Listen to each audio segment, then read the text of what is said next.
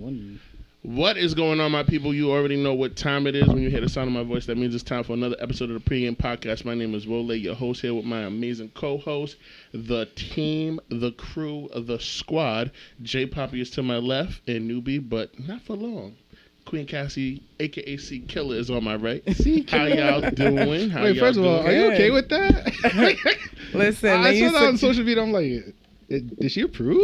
Well, they used to call me Killer Cass back in the day, so I guess it's not too far off. Oh, Killer Cass. But I've retired that name after college, so. After you got done beating on these girls and breaking men's hearts? Well. Why would they call you Killer? I don't know. I guess it goes with the name Cass, or I don't know. Killer Cass. Can you rap? No. She said that. She said, no. I don't rap, nigga. Shit. I rap bitches' bodies up. That's what I do. I'm a hustler. Nah. I'm a facts, right? That's what's up. Like, so, J Poppy, how you doing, man? How's your week, man? We're doing good, man. Can't complain.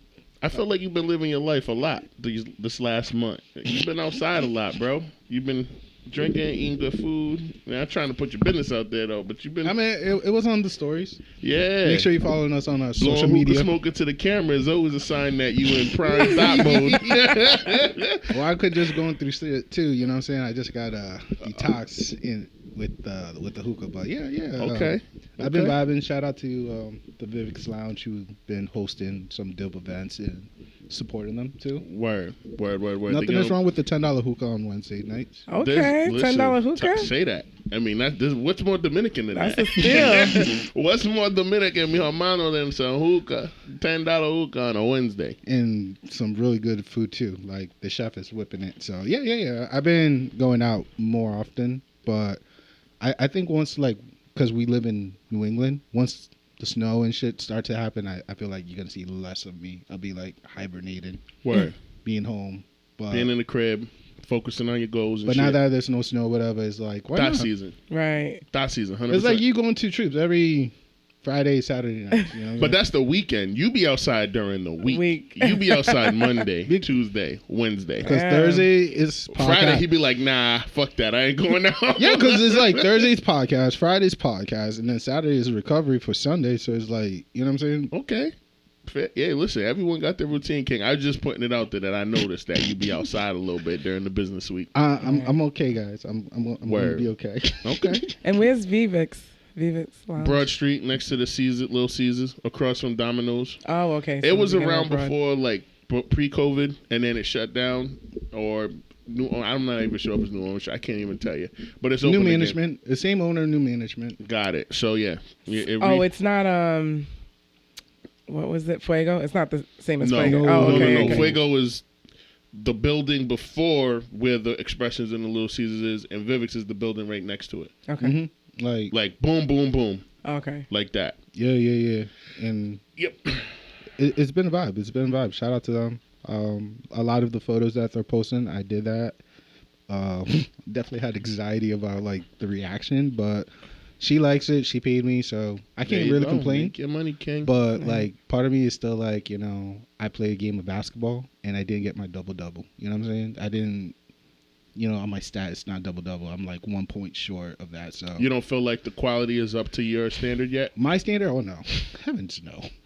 Not heavens. Heavens no. Like it's like you going up there and you do like one of your material, but it just didn't land it right, and you know it's like. Yeah, I know I've delivered it better. I feel you. Yeah, so it's like that. I feel like it could have been much better for the money that she gave me and everything. And I'm like, I'll definitely make it up for them real soon. But for now, it's just like, it is what it is. So. Got you. Okay. Is this my check-in by any chance? Yeah, I mean, it sounds like a check-in. This is my check-in. This is an amazing check-in. This is a really good check-in. We got to the root of the $10 hookah.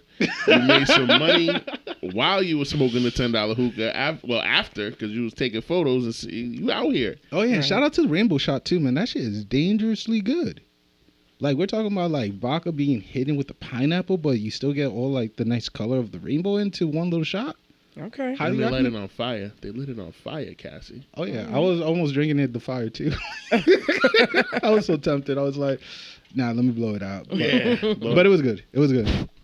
You gotta blow that. So shit yeah, up. so this is my check-in. And first of all, Thank you for everybody supporting our social media. We're definitely starting well. Can't wait for, Killer Cast. Kill it. I'm bringing that shit back. Oh, no, don't bring it back now. No, C Killer's like, ugh. You don't right. like C-Killer? We need something cute. Killer Cass is cute. What about Cassie K? Cassie K? We can call you Cassie K. I'm just telling you, from just by hearing it, it sounds very Housewives of Atlanta-ish. But we gonna let it rap. Housewives of Atlanta-ish? That's what really? It's giving that. Well, we'll find something. Like throughout our journey together. It's still a vibe. Cassie K, man. Cassie K. Cassie K. So let's retire Killer Cass. And rest in peace, grand opening, grand closing on C Killer, apparently. Yes. I'm like, C Killer?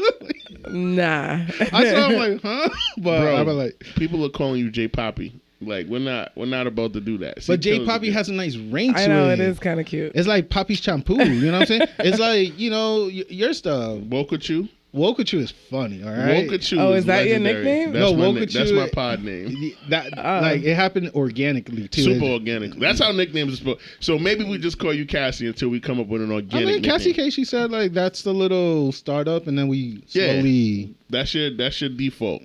For now. My default. But we gonna find. Oh yeah. We'll figure it out. All right. Well, whatever it is, I have to approve it. So. Oh yeah. I mean, one of the topics that we're gonna be talking about, I'm just happy we got some positive result from the player. You know what I'm saying? Definitely was like a mind opener too.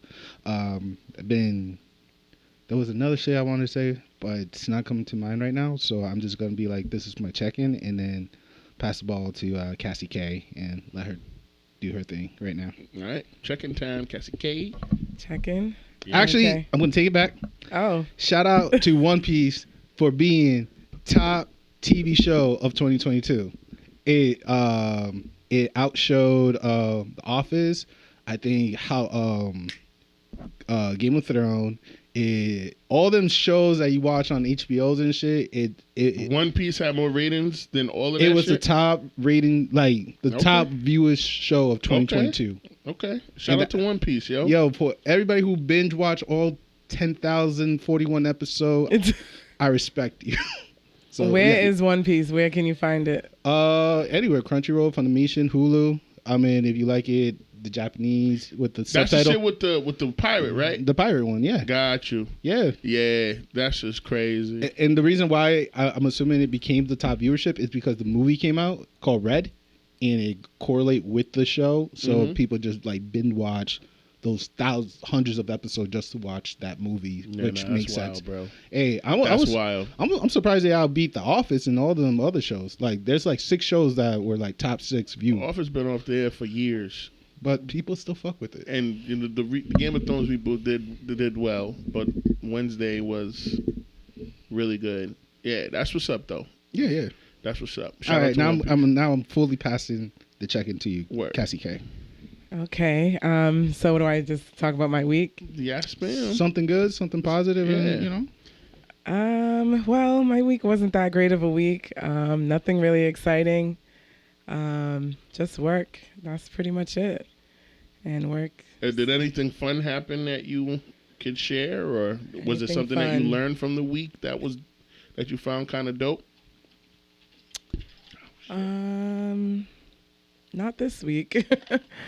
But yeah, I'm looking forward to next week. This week wasn't that great for me, but okay, fair enough. Better weeks ahead, definitely. And you don't have any crazy plans for the weekend?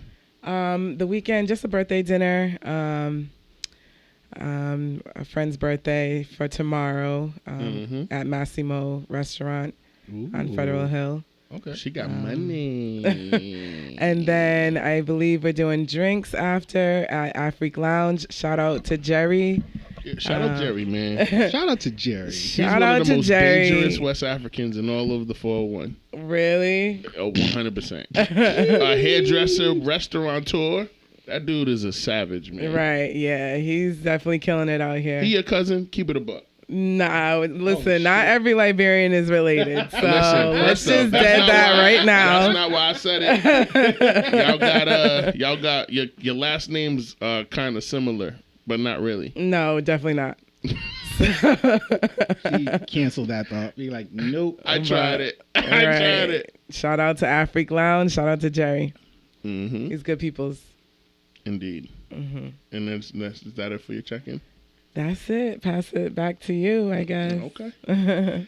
I just want to take this time to shout out the greatest rapper of his generation from 2009 to 2023, Mr. Kendrick Lamar, for having the most streamed album on Spotify. 1.4 billion streams, beating the next highest album, which regrettably was Jack Harlow, Come Home, the Kids Miss You. That's some white boy shit now. Which was 1.2 billion streams. Wow. And then 21 Savage and Drake with Her Loss at 1 billion streams. And then that's an album that only came out 2 months. Yes, nigga. Yo, I fucking can't stand Aubrey, nigga. But that nigga, when he drops good music, people flock to it, bro. He's top 3. That album dropped 2 months ago, and it's top 3 most streamed albums on Spotify. Rap albums, anyway.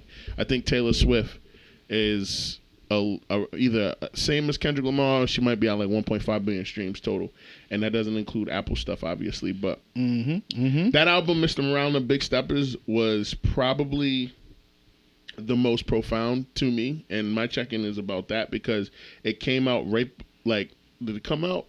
It came out the day before my birthday. Yeah, my birthday's May playoff. 14th. That album dropped on May 13th, and I listened to it. I took a little solo vacay, went up to the Cape by myself for 3 days, and just did my yearly birthday reflection, decompressed a little bit, and then turned that shit on, and because the trip to Cape Cod was fucking almost 2.5. It's damn near like driving to New Hampshire, bro. It's like a 2-hour drive where I went anyway. And the whole time I was able to play that album and listen to it in full 2 times. And I was just like, yo, this nigga's talking about everything. Right. And for it to get number 1, most streamed, it's just dope. And they released the numbers yesterday, which is my grandmother's birthday. Rest in peace to my grandma. She would have been 88 yesterday.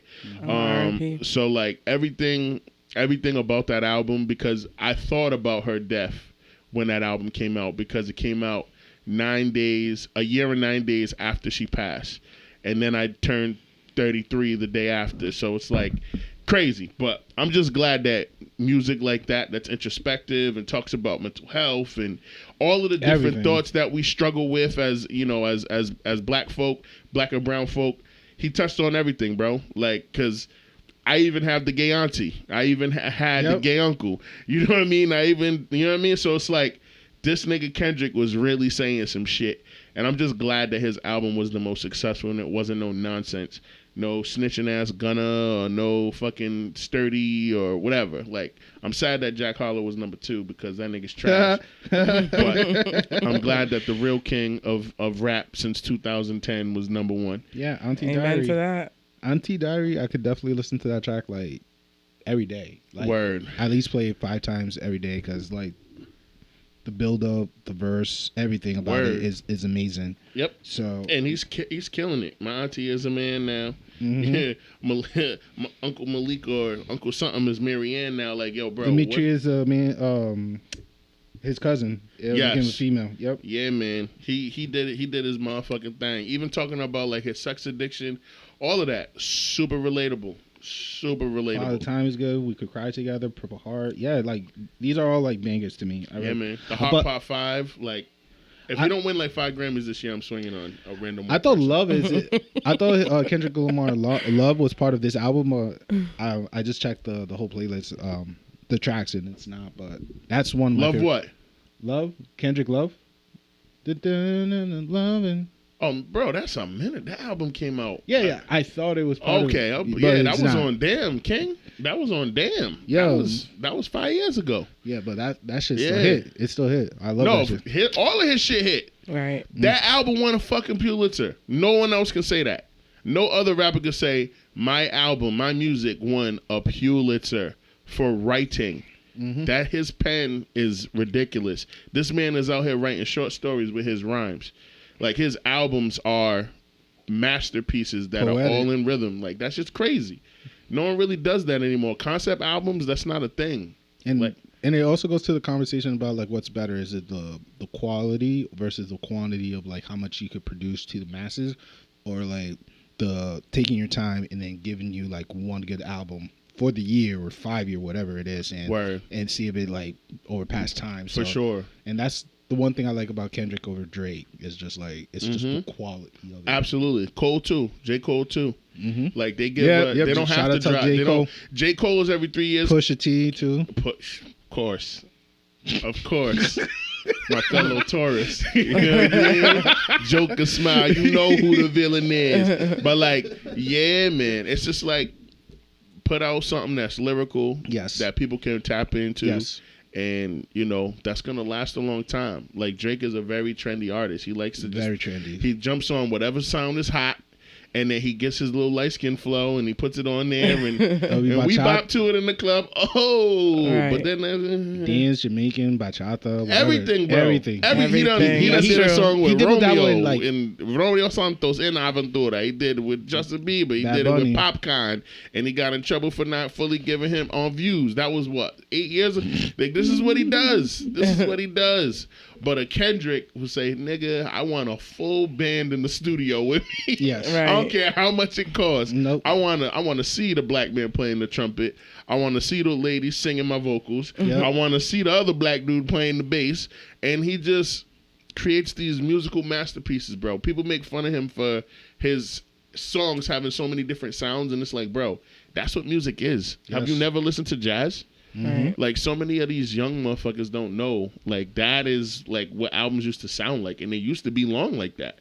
Really? He'll let the beat rock for 3 minutes and not say shit. Just because it's like that's Bro, the focus. Like yeah. that's the moment he was like, no, we gotta let it breathe in, bring it back in, build it up, and then Word. like let it rest. I love that. I love Word. that. Yeah, but that's my check-in, man. Just shout out to Kendrick for winning, you know, having the most streamed album. And then hopefully next month or whenever the fuck the Grammys are, he wins all of them because he deserves it. And, well, all but the one. I hope Rap Album of the Year goes to Pusha, and I hope Kendrick gets Album of the Year because that shit is that good. Bad Bunny might get Artist of the Year again. Let him. Right.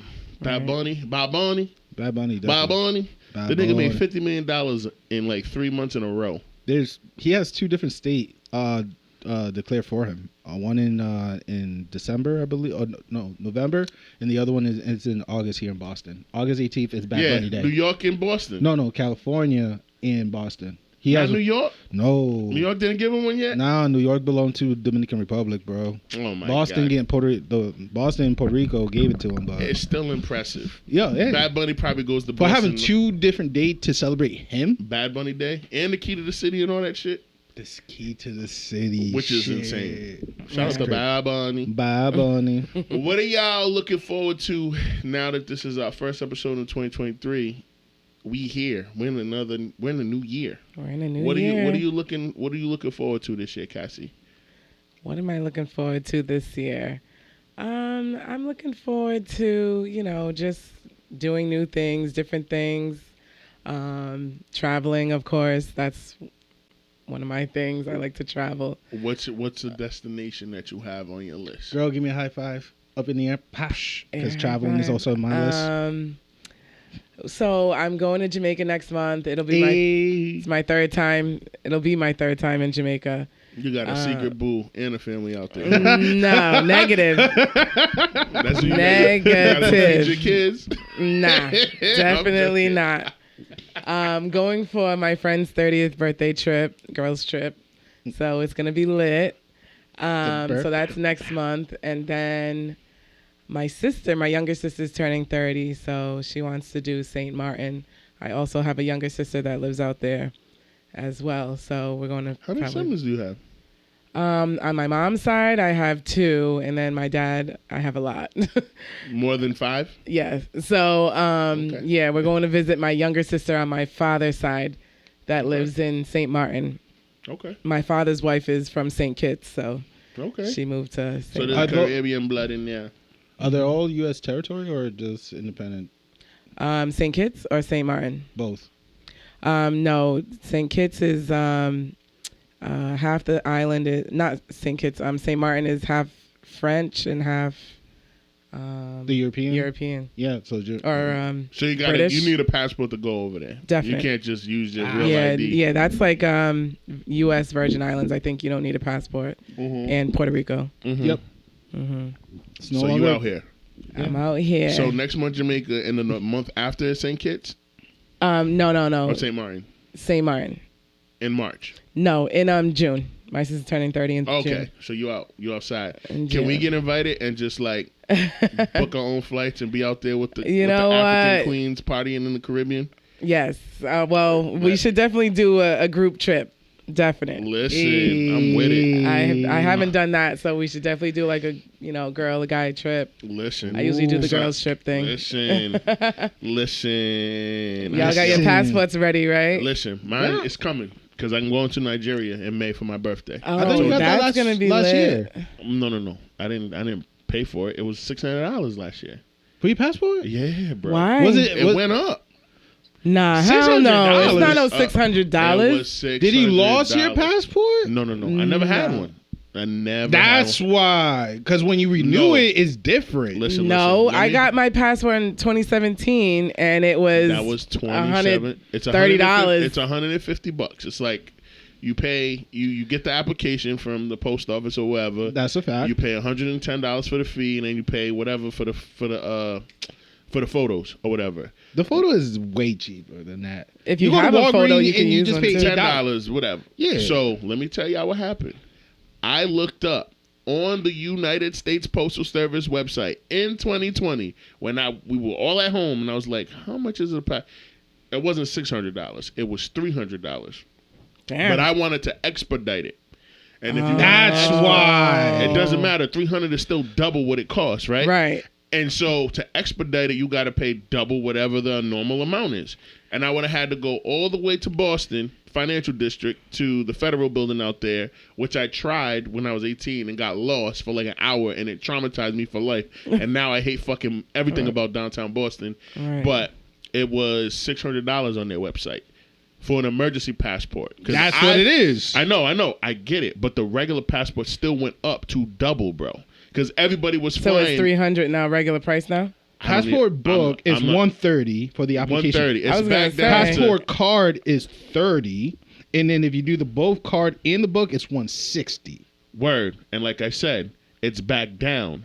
During COVID, it was double that. Oh, because you were looking It in was 2020. double that. Yeah. Yes, I was looking in 2020 because everyone was going to Tulum. I wanted to go to the Tulum. I wanted to go. You I'm wanted to looking at jump the on the one in Tulum. bandwagon. I'm like, Mexico's popping, and they have another city Love that's safe. Mexico.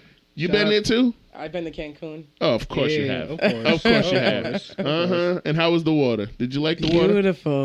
Beautiful. Did you swim with dolphins? Do they have dolphins? They do. And they had Surprisingly, dolphins yeah. swim up to our resort too. That was really dope, but I didn't get to swim with them, no. Jet skis? Of course. I have dope pictures too of jet skiing. Okay. They had a photographer Okay. on the water. You just gonna have to we'll give you the money and you just book our podcast trip. Yes. With your Basically. friends, and I'll Let's invite a do couple it. friends. And my birthday's in the summer. Listen. July, we out. Where we We're at? out. We just got a treasure for the group. She's our travel agent. Pregame Definitely. pod, the pregame pod now has a travel agent in Miss Cassie K. So she's gonna handle all So of if our you want to be travel. part of the Yeah. trip, you hit up her Right. for the trip. Word. All friends and acquaintances are welcome, and niggas who follow us on all of the things. 100%. But let's get into a topic, yo. What do you want to talk about first? Wait, We gotta- you ain't ask me the same question? She only get the one? where do you want to travel, and what do you want to do this year, my Well, brother? this year, He ready? I'm traveling to the Dominican Republic Hey. in March for a photo gig. Shout out to my little Oh, cousin. you're working. I'm working. That's 2 claps. Yeah, bro. Like, My guy, you're Right? not just wasting your. You're getting paid. I'm You're getting reimbursed. What part of DR? So my family's from La Romana. So the party is going to be in a nice resort around Punta Cana, which is like a 2-hour drive, but still, it's like I'm still all getting day. paid. I'm getting paid for it, so I'm really excited about that. Like I said, high five to you for the traveling, because I want not only to go to the Dominican Republic, but definitely want to try Mexico I definitely would like to go to Puerto Rico for the first time. I've never been to Puerto Rico. Really? 33 years of my life have never stepped in that. You gotta go. Yes, I know. There's a lot of baddies out there. We were supposed to go for Afrobeats Nation last year. I know. I wanted to go too. It got all expensive and confusing and people and. Also, I would love to travel to Africa where Chance the Rapper is hosting. Ghana. You want to go to Ghana? I saw a lot of pictures. That event was dope. We got to plan it for this year, December. Well, if he does it again, like if it's an annual shit, like we gotta go. Listen, I'll go to Ghana all day.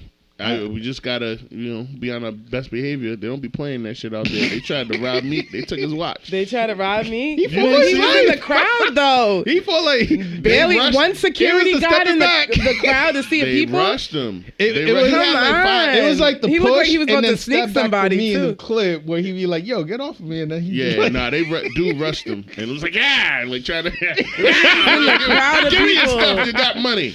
Meek was wilding. He went out He there. was wilding. He bought his own dirt bikes and ATVs. Like, yeah, he did. They pour out here. You know that, right? Yeah, he did. And then he tweeted, "I'm going to Nigeria next." And then why would he tell him where you're all going? the Nigerians said, "Don't come here. I beg. I beg. Look at these roads. How you going to do really in this? How you going to do a really in this?" Showing pictures of mud and potholes and shit like that. We don't have no lights. You can't do that shit at night. Like just. Right. All sad. It's funny, but it's sad because there are no street lights in Nigeria. Yeah, not in the country anyway. They don't even respect the stop sign. They'd be like, look both way, out. Dog, it's great. So like, black artists, you want to go back home? That's fine. Just be smart about it. Protect yourself. 100%. No less than 18 security guards. Right. No less. You're gonna have to pay that extra money. You want to be out there right. and make sure that they get armed, or have. Whatever, like bring your 5 security and then hire 18 more. I think he had 2 security guards with him. It was not enough. Like, come on. Both of them niggas ride dirt bikes with him, so they're not even really secure. They're not even really secure. You brought your boys with you at security? Come on, nah, hell no. And they're smaller than all of the Africans that are there. They're smaller than the Ghanaian niggas. You gotta bring some 6'8" motherfucker, like ex-lineman niggas Right. with you. You gotta put fear in people's heart. They ain't gonna walk up on you with a machete if they see the nigga. They gotta look up to him like, you gotta wildin' me. Right, I respect it though. I like that. Yes. I love that Africa's getting so much more play. I love that Chance did the concert out there. I love that Meek was out there for it. You know what I mean? And I love that, Nigerian artists, Afrobeat artists are getting their respect. I just need people to do more research. Yes. And understand the customs before they go. You know what I Yes. mean? I'm not going to go to Mexico on some shit. I'm not going to go to Dion on some disrespectful shit. Like, I got to know the basics, nigga. Right. I got to 100%. know at least the People are greetings. going mad ignorant. Yeah, I don't Yes. need to speak fluent Spanish, but I got to at least know, like, the basic greetings and receiving of whatever the fuck. I don't The even know how- mannerism of the culture. you know what I'm saying? Yeah. Like, Meek's Right. just out there, dirt bike, Then the girl on the back of the dirt bike, you couldn't even see her face. Like, she made sure her face was on the side of this nigga's back. Because she Like, was scared of who her are you, life. ma'am? Her Was feet she were from like Ghana this. or where In Ghana. She He was bought from it in Ghana. Ghana. I'm gonna show you the video. Her feet are like this, stiff as hell, and she's holding on to hell him for dear no. life. But everyone was trying to figure out who she was, and she would not show her face. Smart. Yeah. She was like, "Nigga, you ain't catching me online." Not on Twitter. But the goal is I have to step in a different continent. You know what I'm saying? So hopefully Right. I'll be able to go to Colombia or maybe Asia. Like even Amen. Thailand or the Word. Philippines. Oh, I would love to go to Thailand. All those places are like minimum $2,000 Bali. to just go. Mm. The flight is crazy. I don't care. I got a passport. No, listen, you do your thing. For the to go to Nigeria, it's like 1,400. 14 hours. Yeah, 14 to 1,400 16 hours. A day flight, like it's a lot. Hey, we make it happen. We're figure gonna it make out. it happen. We'll figure it out. But the goal is to step in a different You want to go to continent. Medellin when you go to Colombia? Colombia? I mean, Colombia, Brazil would be dope. Okay.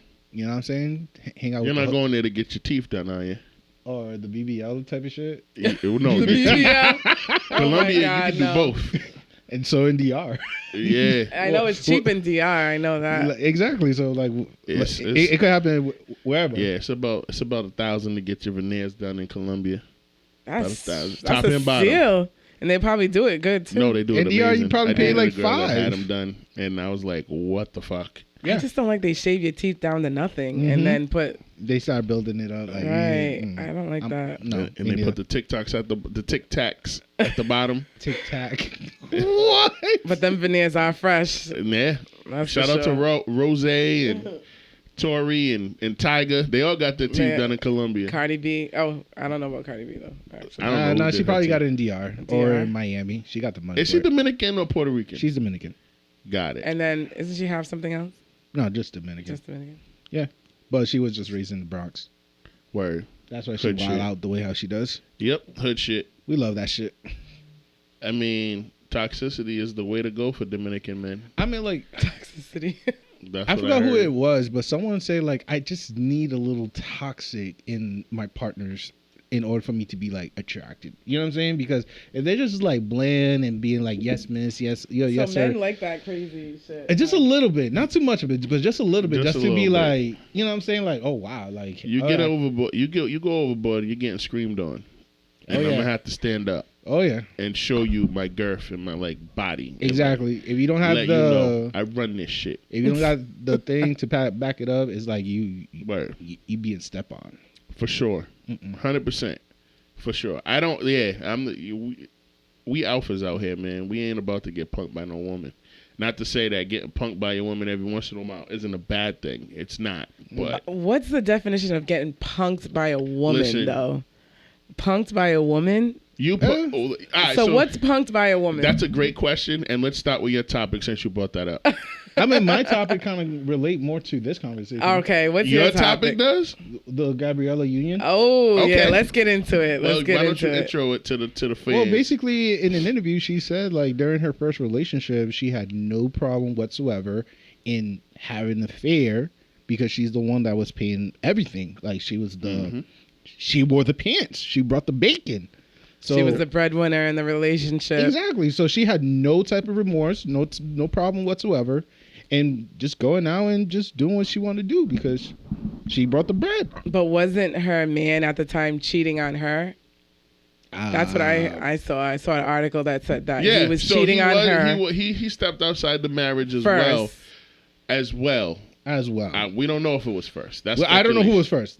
That's speculation. Like, if you're saying who's first, I'm not trying to be. I'm not trying to be a dick. I'm just saying. Like she said, the article did say it alluded to he was out here wilding, and she found out that he was wilding. Right. And because she was the breadwinner, she didn't feel bad about wilding as well. Nope. However, Whatsoever. I will say this. I agree with Gabrielle Union because if you are the person paying the bulk of the bills, the fuck is the issue? Like, you're a retired NFL nigga. Your looks don't match her looks, regardless of what people say. Your bread doesn't match her bread. You know what I'm saying? Clearly. 'Cause if you're living in her house, nigga, and she's paying all the bills, you're emasculated already. You're already a beta. You're not an alpha, nigga. Like, if a woman's paying for all your shit, you are a beta male. There is no way around it. Shout out to the rest in peace to the Godfather Kevin Samuels. I was watching a lot of his videos last month too. There's not a single episode he does not mention the Godfather. Bro, it doesn't matter. He doesn't miss. He has not missed. There be women up there with PhDs, and I'm like, oh my god, these women are so fucking stupid. I could literally have these women buy me, like, pay my debt and like buy me a house. That's how dumb some of these women sound, bro.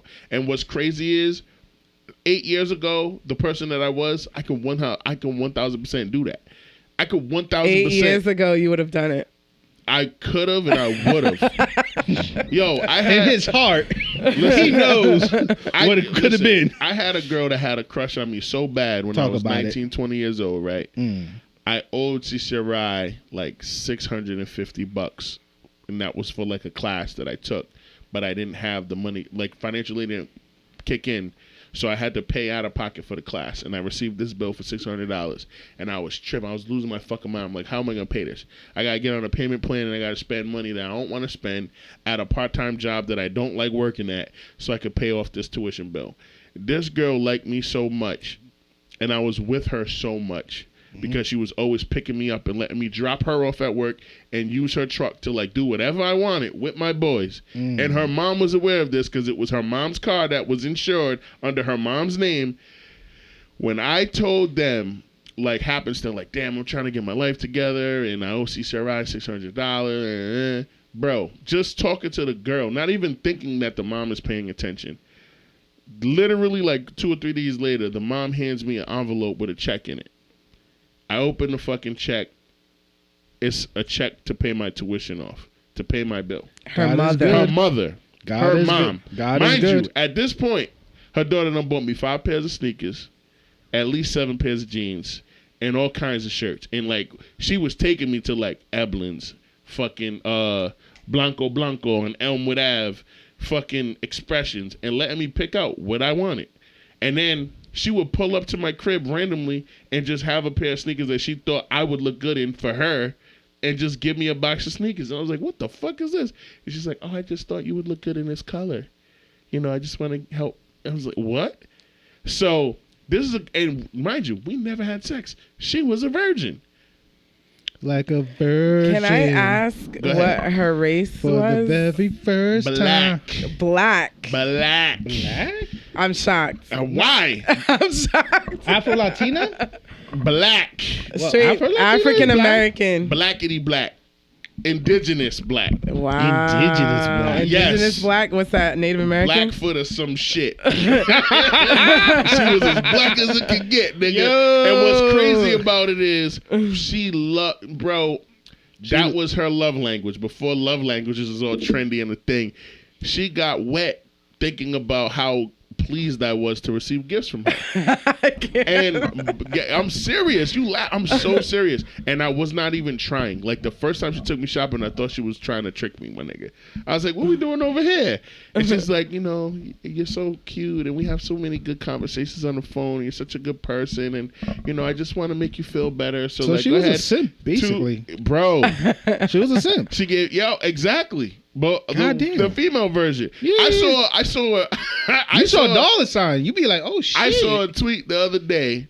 Oh no. Where a woman. Uh-oh. I don't even know if I call her a girl because a girl would do some dumb shit like this. Oh my god. Her kid got all excited because she had a PS5 on the couch, and she was like, "Yes, mommy." I'm like, "Oh my god, I can't believe you bought me my Christmas gift. This is exactly what I asked for." And she said, "No, calm down, baby. That's for my boyfriend." Oh shit. Oh shit. Told him to calm down. Let me sip Little on boy that. was like What? 9 years old. Hold this up. was a tweet. And then the nigga who retweeted it just wrote LOL. Because that's how some of these women are out here. Yo, women that be grinding and making money, whether it's, you know, from a legitimate job or if it's from, you know, stripping or turning tricks or OnlyFans, whatever it is, even if they're legit and a nurse or whatever, they be spending money on men, on the things that they know men like in order to get attention from them. And at 19, I was getting I went to All Age. I went to Otta's Creation on Broad Street. I drove her car with her riding passenger with my little brother in the back seat, 2 of my cousins, one of her friends, and like another 2 of my cousins in the back seat because it was an SUV. 9 of us rolling deep, me driving the car. Her mom like, here, take the keys. I want you to drive. I know you don't drink. I trust you. Get everybody. Nigga gave me $70 to like Take pay for everybody out. niggas because it was a $5 party and keep the change type shit. And Yo, early 2000 was a different time, my nigga. this was 2009. Right. Exactly. Because 2009. niggas is Try to sugar find out right babies now. early in the game. Listen, I'm so mad I don't know how to tap into it as a nigga at 33. If I could have a sugar mama You're supposed to be right now, evolved, my guy. You know what I'm saying? Like, if I had a sugar mama right now, this studio is gonna be draped in gold and glitter and all we kinds be at of. her place because Yeah, she has a recording. second house behind the first house. We'll be in the basement with like. No, you didn't hear me. Go The ahead. second house. No, the second house. By the pool. Oh, we in the beach house. Yo, bro, we're in the guest pool house. We're in the pool house. Yeah, we're just there So we chilling. Carlton and Will Smith at that point. We're Ashley. I can't. we in the pool house. Me, Exactly. You and I. We Will and Carlton with Ashley. We all living in a pool house. And then you just walk in, open the fridge, bring the drinks. and shit. whatever. You know what I mean? She has a Jeffrey, man. I'm staying Jeffrey there for pull up every few hours to make sure niggas is good on snacks and drinks. Make sure the ice box is filled up. I can't. Oh, 100%. I cannot. No, but yo, that was crazy. And so like Kevin said, like just so many dumb women on there, man, and they set themselves up. He's like, ma'am, how are you celibate? Two human beings then came out of you. And I'm just sitting there laughing like, how you gonna get out of this, lady? He said, you're 37. You done already made 2 children. What man making 6 figures is gonna wait for you to decide whether or not you have sex? And it's a very simple question. You can't ask that. It doesn't make any sense. You got to think about that shit from a man's perspective. I got 3 kids. Oh no, let's say I'm Future and I got 9 kids, 8 different baby moms. Shit. I'm handsome as fuck, but I'm also worth 7 figures. I'm a millionaire.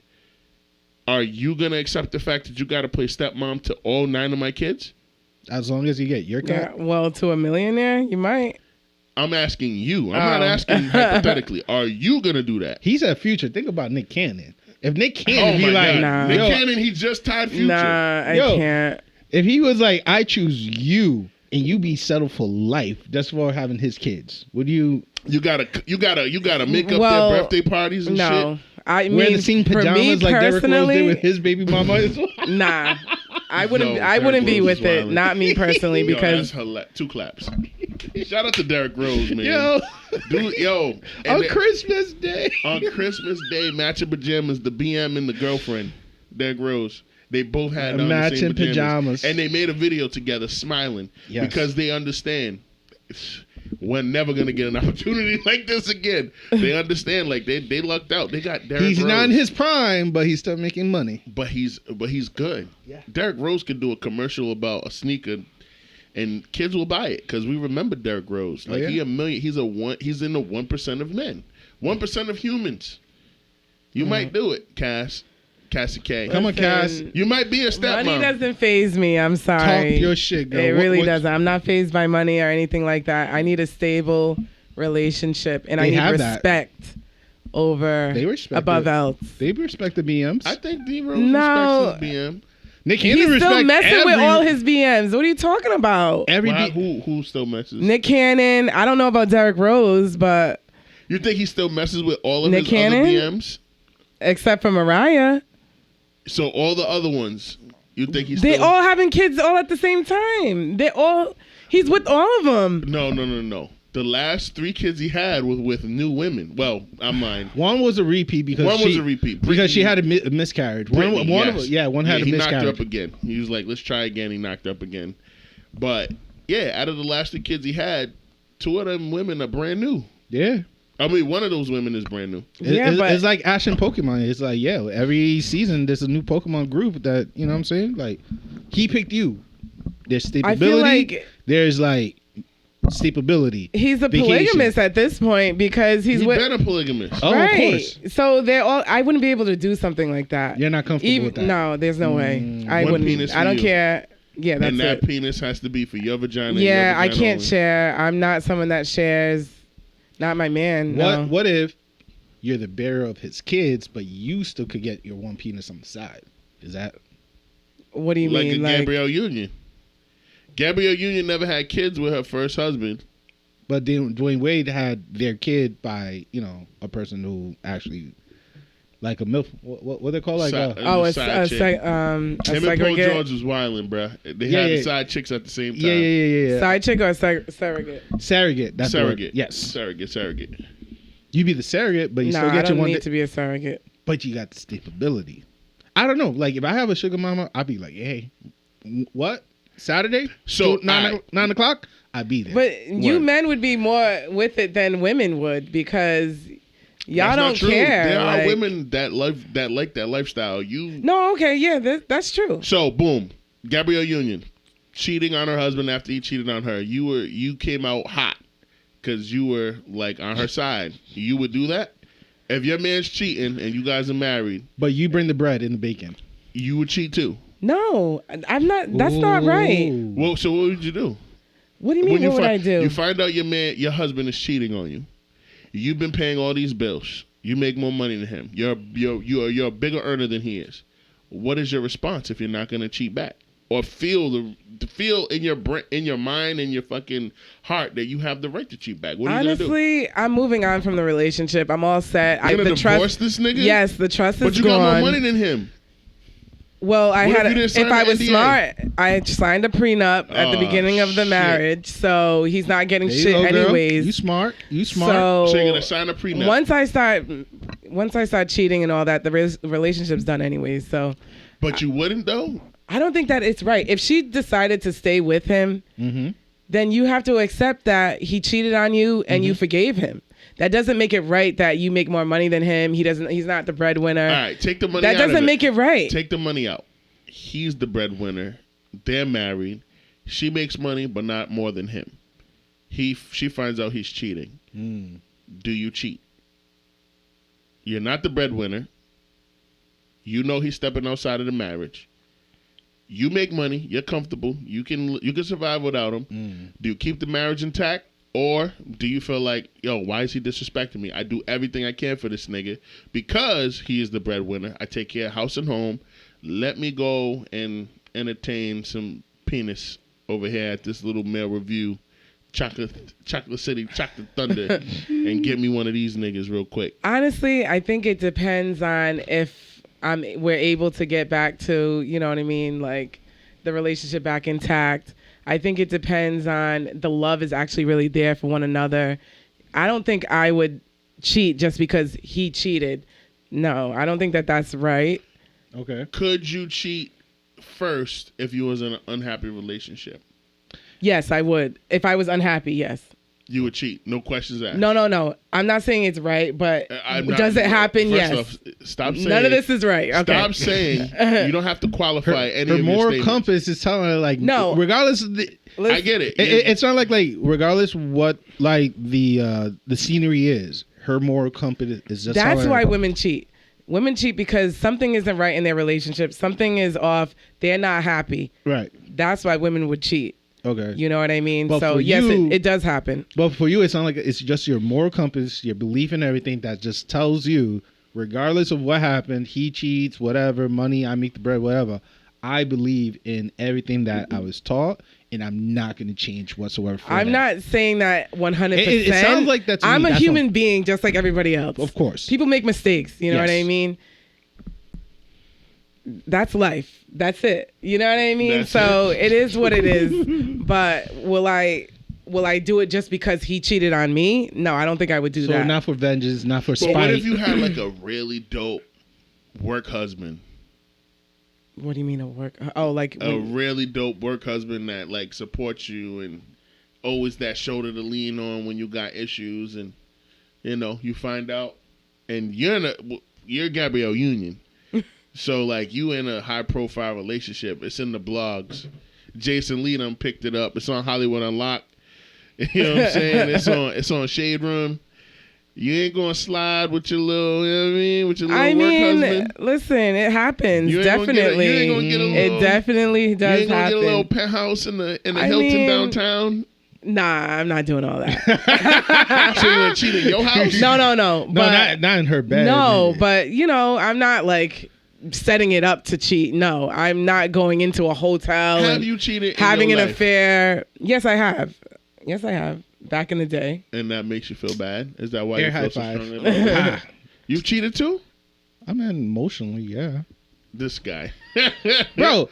Hey, on my end, before you continue, on my end, it was just like I confess that I emotionally was invested on someone else for like 2 weeks, and that shit went downhill ever since. So emotionally cheating is equivalent, from my experience, to like a physical cheat. I mean, from a female for this person, it was equivalent. You know what I'm saying? Yeah. But you know, for you, I probably get it. I understand that. Yeah. So I mean, I get what you're saying too. But you were a kid when you cheated, or you was in over 21? And my cheat happened I was years in college. ago. So I was under 21. I was 16. I was under 21 when I got cheated on. Ooh. I never cheated. Never cheated ever in your life? Ever in my life. I'll break up with you before I cheat. Because to Josh's point, if I'm feeling another woman more than I'm feeling the girl that I'm in, that I call my girl, it's not gonna go. It's not gonna go nowhere. It's over. Mm-mm. Like clearly, this girl is checking off boxes that my girl doesn't check off. It's done. Yeah, it's absolutely actually done. That was my point too. If you No. I agree with you. Yeah. I was just trying to get, because you're like, no, this is not right. It's like, it's not about right or wrong. Like this is the thing that, this is the thing. Women outnumber men 7-1. That's the first thing. That's a real stat. There are 7 women for every 1 guy. So it's competitive. It's gonna be competitive. Then you start thinking about the type of man that you want, and the type of personality, and the type of energy, and the type of body, and all of the things that you want in a man. 9 times out of 10, or maybe 70% of the time, 7 times out of 10, other women in your own circle, not just the strange women that you don't fucking know, but women in your own circle want that same type of guy.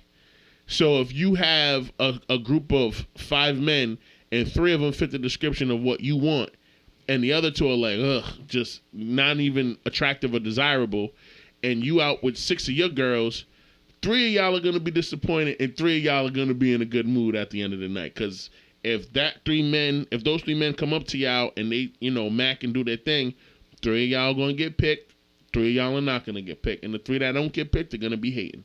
That's just how it go. That's just how it go. Not necessarily. Not necessarily.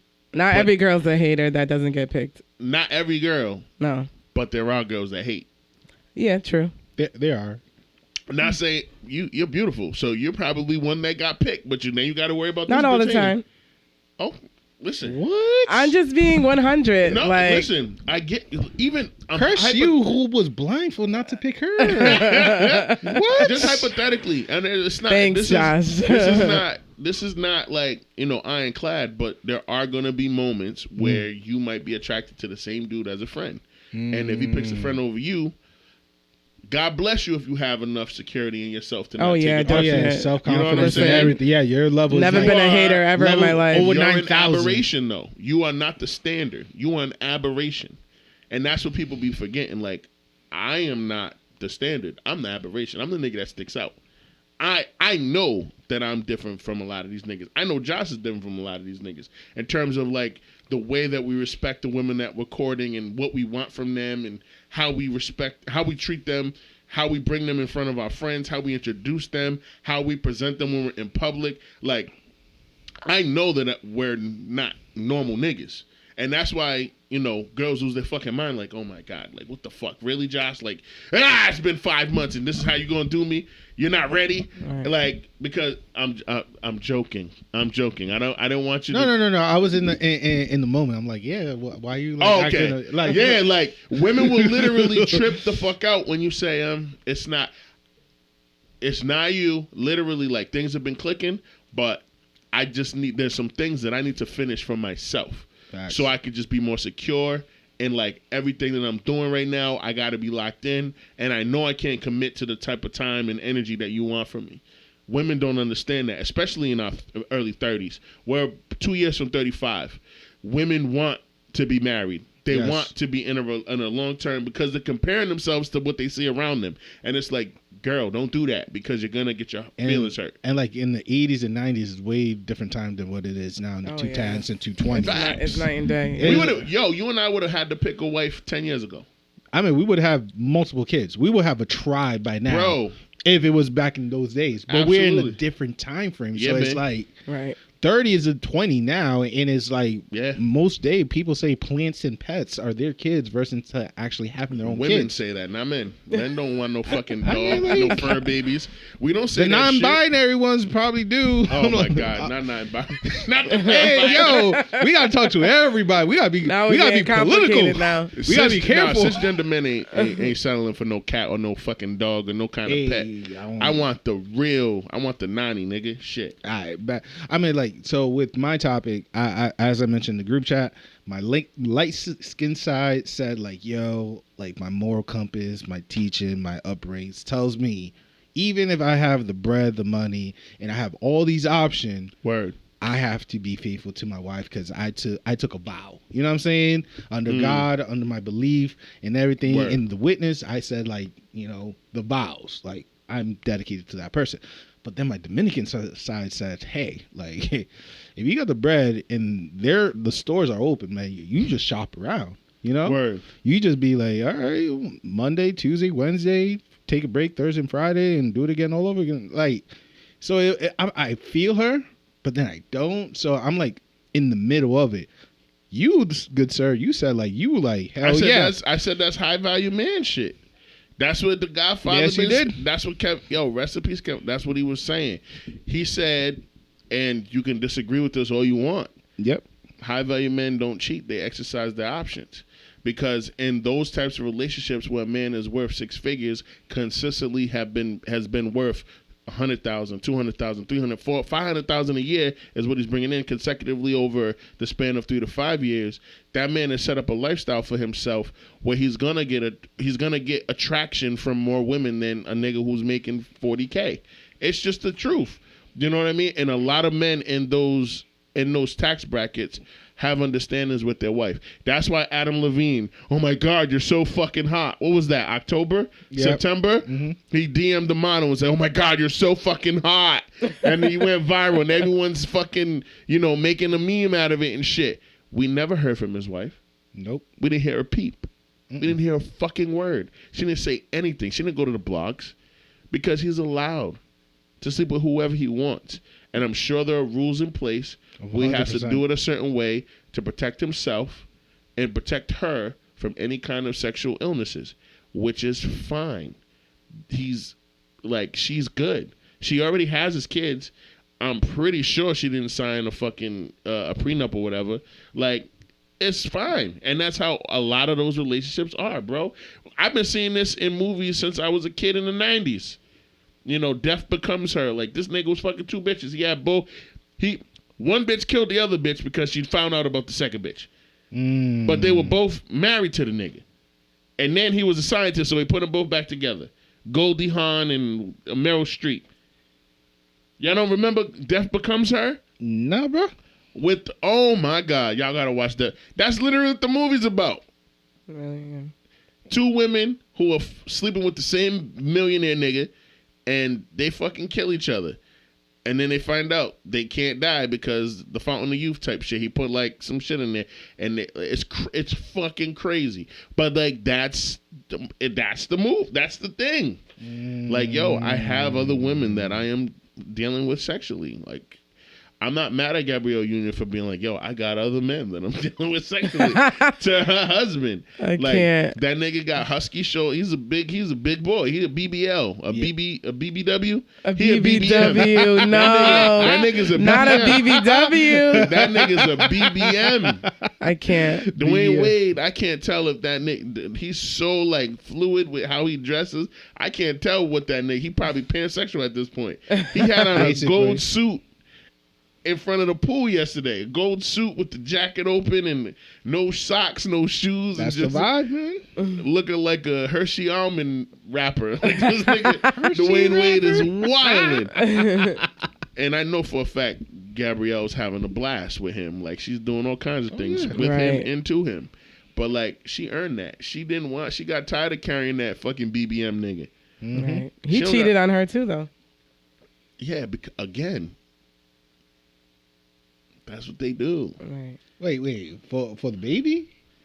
I think he had a kid on her. He had a side baby. No, that was the cigarette one. The one that they were cool about. No. There was another kid before? No, not her baby that they had together. Their daughter is her daughter. Is her daughter, yeah. That was birthed by the surrogate because she could not have kids. Right. Because, she was raped and shit in her first marriage. And molested a lot when she was a teenage girl by a close relative. And, like, that's fucked up, but I had to put that out there. But no, him and Paul George, they got their side chicks pregnant at the same time, and the side chick said, nah, fuck that, I'm keeping the baby. He tried to settle out of court and be like, yo, I'll pay you X amount of dollars, I bought the baby. And like, no, I'm not stupid. Right. I don't want $500,000, nigga. I want. She wanted to smoke his ass. I want $500,000 a year until he's 18. And on the 18th birthday, found out it wasn't his. Mm-hmm. But yeah, him and Paul George did the same thing, just like Blake Griffin 2 months ago with What's the name? Lana Rhodes? Yeah. Damn, he really nutted on her. What an idiot, bro. Who nuts raw on a porn star? Man. These niggas is embarrassing. Right. At least Drake was smart enough to put hot sauce in his condom. Oh my God! Shout out to the king of the light skins, man. That was a good move.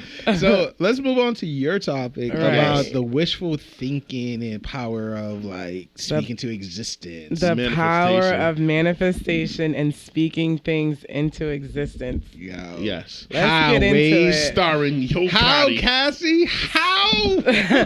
Talk to me about Starring this. Yo Gotti and Angela Simmons. Right. Whoa, Yo Gotti is winning right now, definitely in Are you 2023.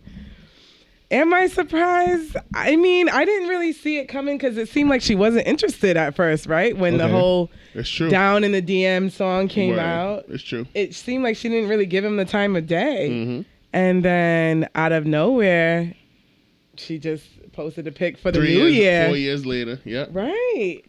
So he literally manifested that relationship. You said manifest. I say work. He worked hard. He worked hard he was persistent. He grew huh? on the hairline. He didn't put it on the vision board. He put some Beijing on the hairline. Got it nice and dark. Grew the beard in, which could also be Beijing. He didn't check his fortune, his stars, or anything like that. It just seemed like he just He worked hard, bro. He lost the weight. He got the money. But belly's flat. Looks good in the suit.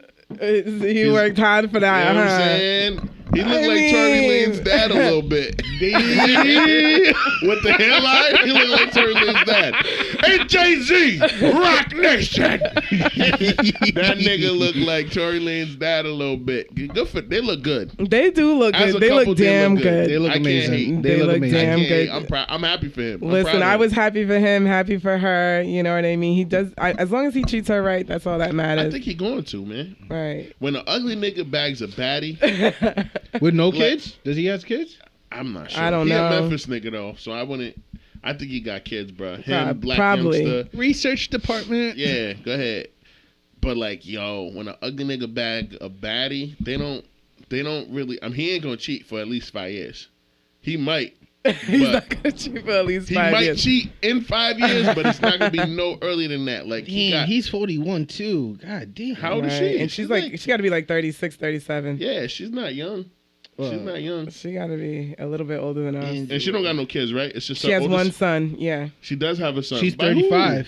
I Who's don't her know. baby daddy? He passed away. I don't know his name Oh no, though. her baby daddy passed away. Yeah. Stutton Joseph Tenson. Who the fuck is that? I'm trying to figure that part out myself too. Oh man! And you know what's crazy? Some people, and this is why I hate the internet, because it gives everybody a platform to be heard. Black people on Black Twitter was like, I don't know, man. I think he only. Matter of fact, it was Udi that was hating. He was like, Udi Shout was out to hating. Udi. Udi was like, our boy Udi was like, I don't know, bro. She wasn't feeling you when her man was still alive. I was like, what? True that though. That's fucked But up. she had a man at the time, so I mean, She was faithful till the end. right. You are so stupid, Josh. Stop. Don't get us canceled, nigga. Cut that out. But that's what really happened though. Like he's 41. So far he had no kids. He has no kids. No kids. There's no kids listed in his personal life whatsoever. Never been married. Like I think this is She like got shot by a random nigga. yeah. He got shot outside of their garage. His garage. What? Her baby's father. Yeah. Yeah, with some random shit. Michael yeah. Williams fatally shot Sutton Tennyson yeah. outside of his garage in 2018. Damn. What was down in the DMs? What year was that? That had to have been 2019, I believe. 2019. Yeah. Wow. It had to be Wait, I take it 2019. back. He did have a wife, but it doesn't seem like they're together anymore. No. Well, shout out to Yo Gotti. He literally manifested that. And you know what? Speaking positivity upon your life and speaking the things that you want to bring into your life is very important because words are energy and you always want to speak positive upon yourself. Yeah, but energy too take a long time because according to this article by People 3 days ago, Angela Simmons confirmed a relationship with Yo Gotti 7 years after he rapped about having It was 7 years? That's when he rapped about having a crush on her. It was And Down in the DMs or a different song? It's been 7 years? That's crazy. Down in the DMs, yes. 2015. That's crazy. Wow, it was 2015? Right here, girl. Your memory's trash, cuz. Yo. Sheesh, I didn't know it was 2015. Yo, that's great. Listen, that was mad long ago, bro. That's some But it makes sense, though. It makes sense. It's biblical, too, because, like, there's a dude in the Bible that wanted homegirl, but he had to first marry her sister and then work another 7 years to get the actual girl that he wants. So, like, history kind of repeats itself. You know what I'm saying? So, like, this guy. You're right. There is power, but still, that's a long ass power. It takes time to manifest. It does. But you also have to put in the physical energy into the work. You gotta work. You can't just pray and pray and Grow pray. your hairline. Right. Eat that Herbalife. Invest in Herbalife. You know, lose a little bit of weight. Go to Planet Fitness. The Uncle Belly. You know what I'm saying? Get a form-fitting suit. And order a nice little limo. Have a timeshare in Florida or in the Dominican Republic, and make your bread. Word. Wow. Nah, shout out to him, man. Yo, got it. Yeah. Hey, congratulations. Yo, a win is a win, my nigga. Shit, it don't matter how long it take you to get there. You got the W. You got the shorty that was back. Like, well, but do you wait 7 years for just to smash your crush? Who you talking to, bro? What is this nigga talking about, bro? I'm just asking. I'm out here. No. I'm sure he wasn't waiting either. Though. I mean, like Ice Cube said it. Yo, nah. No. He was married. He had a life. past thing before he actually got Angela. Right. When he was married, he was still smashing whatever he wanted. Even Ice Cube said he smashed his girl. Today was a good day. A girl that he had a crush on during senior year. Yeah, that was a while ago. Shit. That was 93. God, 30 years ago. Yeah. What's the next topic, man? That's just crazy. Shout out to Gaby, man. That's just crazy. Yeah, shout out to Gaby. Waka Flocka, Waka Baka, bang, bang, bang, bang. All right, Waka Flocka on Club Shay Shay with Unc. You know what I'm saying? Full hour and 16-minute interview. Waka talk about a lot of shit. Unc asks about a lot of shit. Primarily, like, where he fits in the scheme of, on the tiers of rap. Mm-hmm. Asked him about his farm. Asked him about his brother committing suicide. His career. He talked his career and like how he was able to like become one of the first rappers to go overseas and do arenas, and really do arenas and like with the headbanging and shit like that, and how he was the pioneer and all that stuff. So we all watched it. What were some of the takeaways that you had from the interview, or what were some of the things that you learned about Waka that you didn't know before? I didn't know he had a farm. You didn't know he had a farm? I did not know he had a farm. Word. E-I-E-I-O. This nigga's stupid, bro. Yes. Hey, shout out to the whiskey.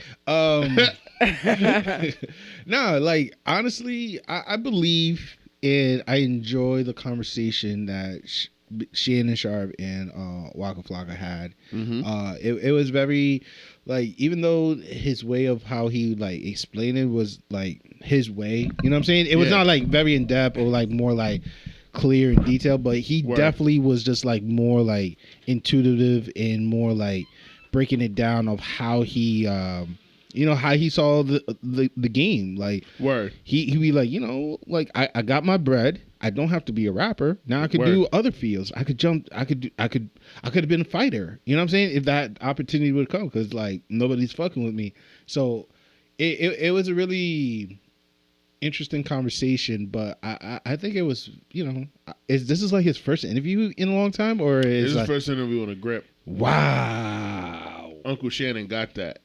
He got it. Yo, Uncle Shannon got the game on Smash, and that's our next topic. We're gonna talk about him and punk ass Skip Bayless in a little bit. But yeah, like I learned a lot from that interview. Like you said, Waka's his own man, and I respect that because he speaks whatever he feels. But I also know by that interview that he's learned a lot. Yes, he did, and he's had a lot of older heads around him.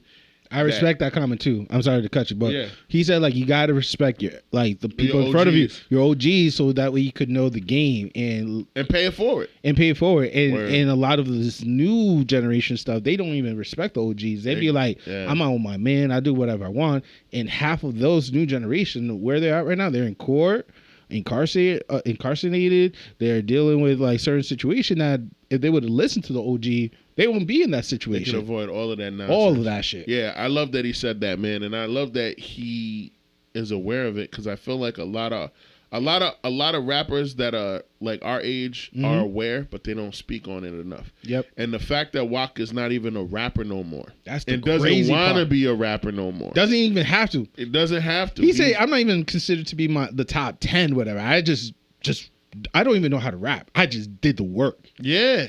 That's crazy. It's like saying, like, I'm not a boxer, but I'll be in the ring.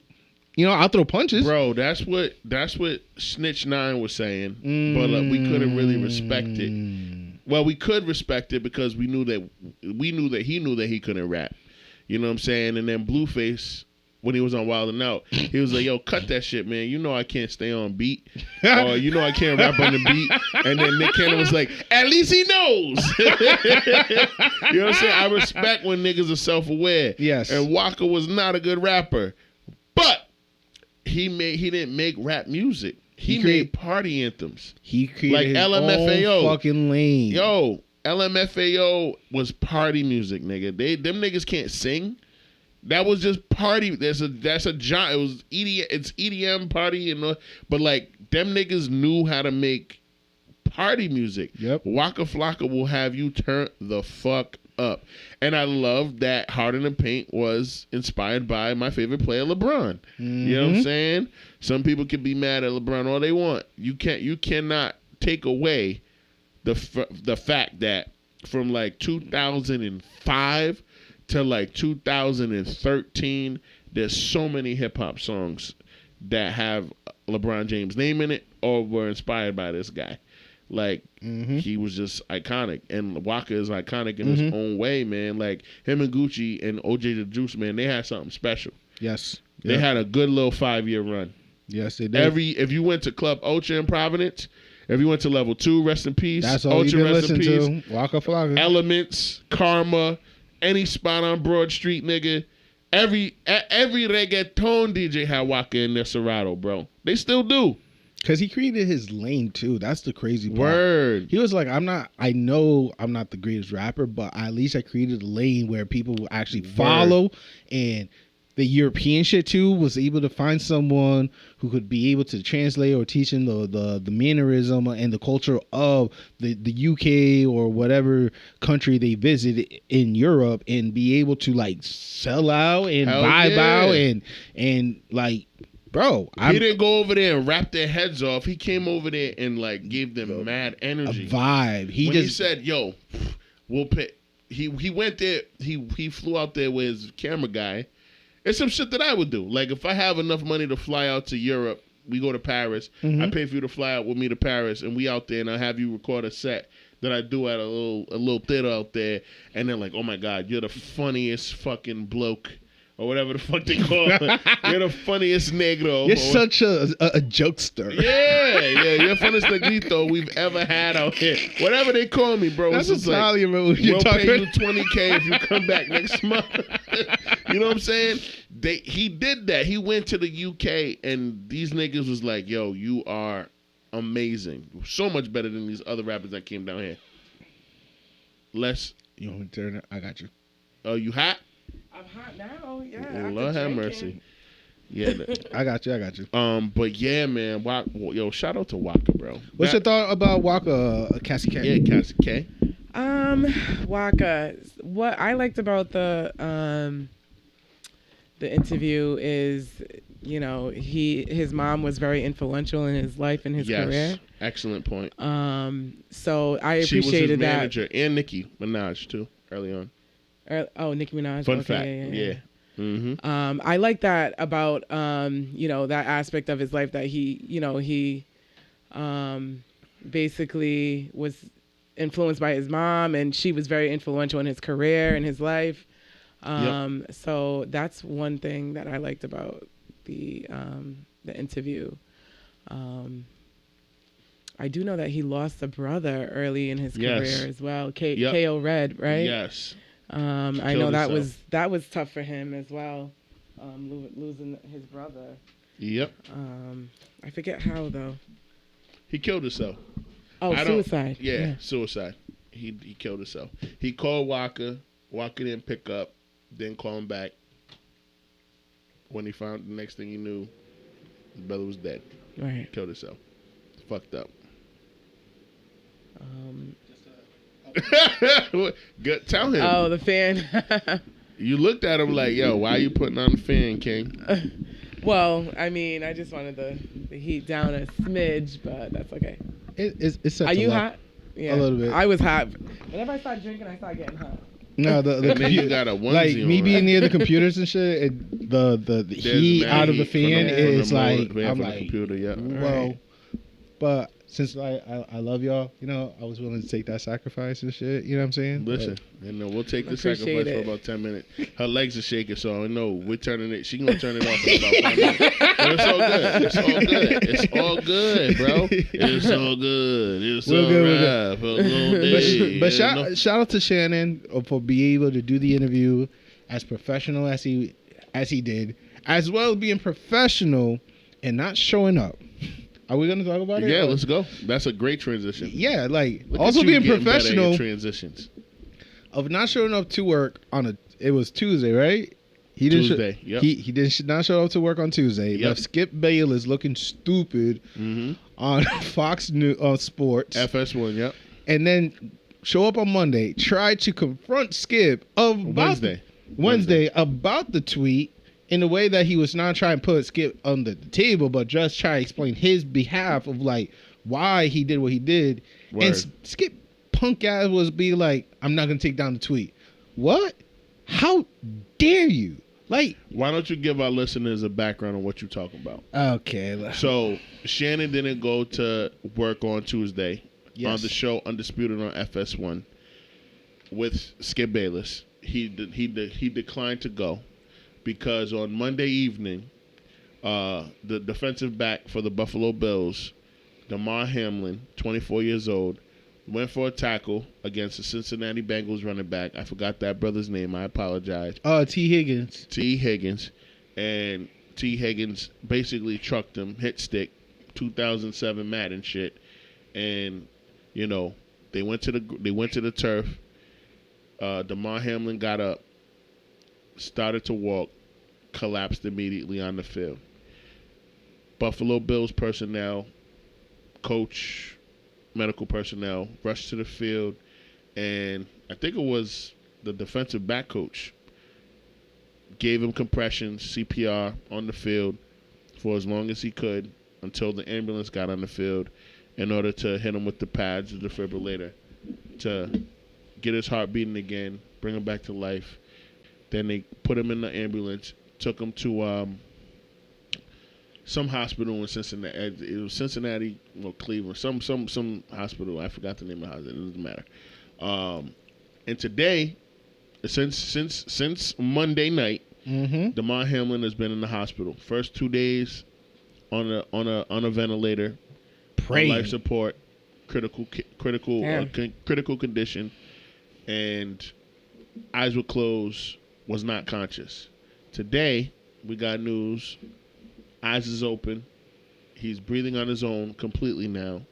And, you know, when he opened his eyes, he asked the doctors if he won the game. And allegedly, they said, you did win the game. You won the game of life. And that's like a quote that's going on the Amen internet. to that. That's Absolutely. a bar. That's a bar. So when this happened, the most bizarre injury in football history, in NFL history, Skip Bayless took it upon himself to tweet. Are we gonna do Are we going to the tweet, or we're going like? You want to go to the tweet? We're going to the build Go up. to the tweet. You want to build it up, or you just want to read the tweet that like got him like canceled? Like it should have got. Read the tweet that got Skip canceled. It should he should have been fired. He posted saying, "No doubt the NFL is considering postponing the rest of this game, but how? This late in the season, a game of this magnitude is crucial to the regular season outcome, which suddenly seemed to be irrelevant. But how? Skip Bayless, like, I understand you did a follow-up tweet saying nothing is more important than this young man's life. This is like 45 minutes after that original tweet. That was the point of my last tweet. I'm sorry if there was a misunderstanding, but his health is all that matter. Again, everything else is irrelevant. I pray for him and will continue with, in his prayer. Bro, I don't care.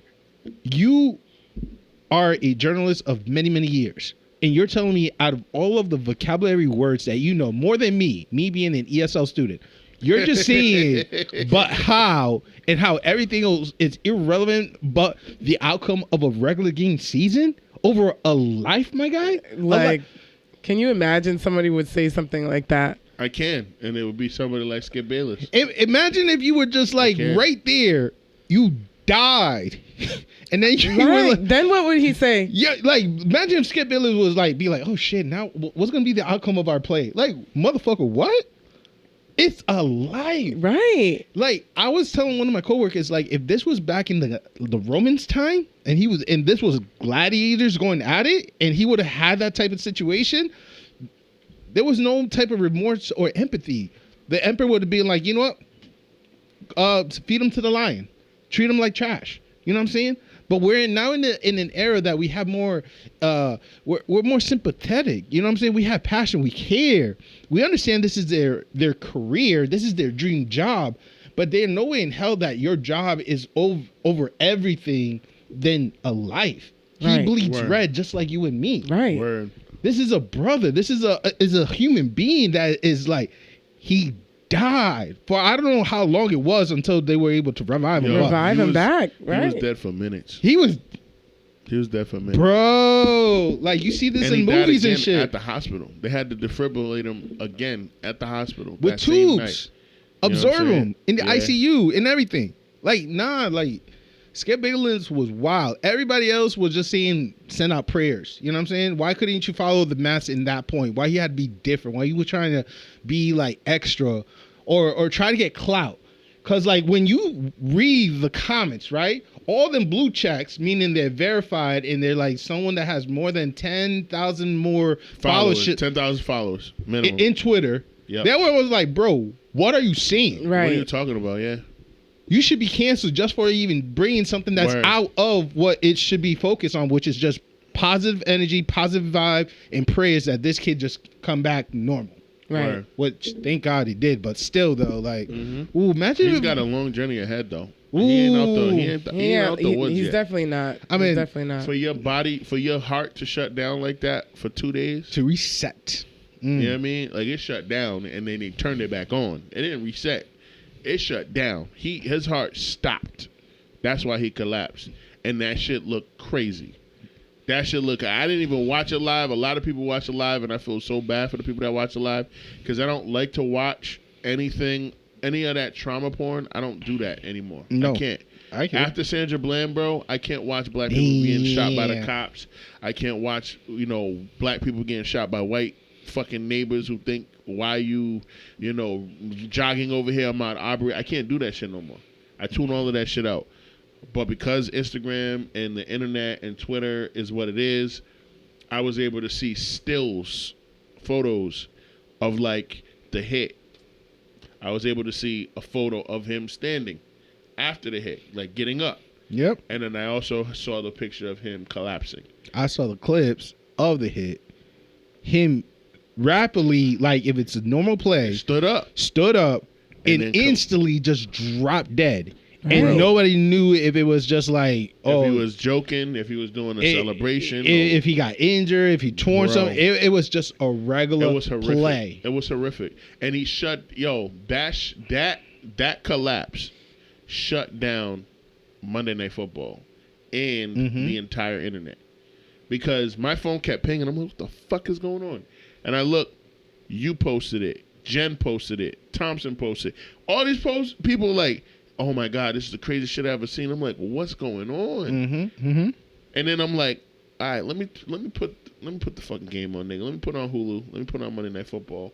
And all I see is Joe Buck and Troy Aikman, the commentators for Monday Night Football, and Scott Van Pelt on ESPN. Like, so Joe, Troy, why don't you just tell us again what was your mind going through when you saw DeMar collapse and blah blah blah, and like I've never seen an energy on a live broadcast ever, bro. They were not prepared for these type of. They weren't. Even I watch Aretha Franklin's funeral on live. I watched it. Wasn't that sad, my nigga? It was a celebration. Sad. I watched Nipsey Hussle shit. Wasn't that sad? Wasn't that dark? Didn't feel like that energy was like. This shit was this shit was like different. I watched James Brown's funeral on TV too. Wasn't that sad? Niggas went up there and gave their little benedictions or whatever the fuck. This shit was like, they weren't sure. Nobody was sure if he was gonna make it. He was dead on that field, bro. That's the crazy. Grown ass men, the most violent, athletic, physical men that play the most dangerous sport in the world. And was not even getting tears, nigga. Linemen, bigger than you and me, 380 pounds, bawling. Because that shit is tragic to watch someone collapse like that, heart stop, and people are trying to resuscitate them back to life. That shit is real tragic. In front of you. Right. In front of you. The whole Buffalo Bills team made a circle around his body while the medical team and, the defensive back coach was giving him compressions and defibrillating him and trying to bring him back to life until the ambulance got on the field. And that's probably one of the craziest images I'll ever see in my head. I still see it. I'm looking at it right now. I can see it. That circle of just white, red, and blue jerseys in a circle. And there's a little hole. And that hole, there's paramedics in Damar Hamlin's body. And they're trying to bring this man back to life. Get some vital signs so they could throw him on the stretcher and put him in the ambulance and, bring him to the hospital. That shit is crazy. For Skip to tweet what he tweeted. He's wild. He's wild. Wild as fuck. No empathy. At all. None. And Matt Barnes for 45 minutes, he had no empathy until he was like, no, that's not what I meant. Until his boss called him. Because he's a bitch-ass nigga. And Shannon called on it, too. Yep. They said, the top people said you were supposed to apologize for the tweet. And Skip Bayless was like, I'm not bringing that shit down. I meant what I said. I'm not... bro, I understand we have freedom of speech. I understand that, you are entitled to your opinion. But not all opinions should be said out loud. Absolutely. Everything should just be you got to read the room, my nigga. Honestly. He don't have to read the room. He just needs to get fired. We don't need to see Skip Bayless ever again. I mean, we don't need to see Skip Bayless ever again. Amen to that. I don't wish upon no negativity on a man's bread making whatsoever. I understand he has his podcast. He does his, he got hit. Yeah. Fuck him. I'm with you. Fuck him. But But I'm not the person that want to wish upon negativity on another human being like that. I feel you. But he's negative himself, and he's a narcissist. I hear that. He's above accountability, and that's that white privilege shit that I fucking hate. That's white privilege shit. Exactly. Imagine, homeboy that's from exactly ESPN. What it is. Homeboy from ESPN. I forgot his name. He's a brother. He was Stephen A. Smith. No, not Stephen A. Smith. He was a NFL analyst. And Ryan Clark. No. Now, Ryan Clark had empathy. He was like, I've been in that type of situation. Not the situation, but a similar situation. Ryan Shazier, 4 or 5 years ago. No, his name is Mike Blount or something like that. Mike Blount? No. Marcus Spears? No. Marcus Spears would never say some wild. But this is a negative nigga. This dude. This dude was trying to bring the attention away from Skip Bayless and be like, T. Higgins is at fault for the hit. And it's no, bro. You know who I'm talking about. I know who you're talking about. Yeah, he had the blue suit, blue tie, white shirt. I don't like this. He's a brother. Either. And he had the audacity Bart Scott. Some shit like Bart that. Scott. Some shit like that. Your phone is on the other couch. Bart Scott. This man had the audacity to take the attention away from Skip Bayless on ESPN and then blame on the Bengals wide receiver or tight end. I forgot his position. T. Higgins. Nah, he was a running back. T. Higgins is a runner. He's not a running back. He's not a running back. He's a wide receiver or a tight end. He played one of those two positions. He's a catcher. Gotcha. For him to say it's his fault for what happened to Damar, that's foul. You should not move the attention away from that. I don't know how much Skip Bayless paid you. I don't care if it's conspiracy. Boss Scott always has terrible takes. Yo, but even if that's the case, on TV. like I'm saying, like this man should not took away the attention from Skip Bayless because he didn't.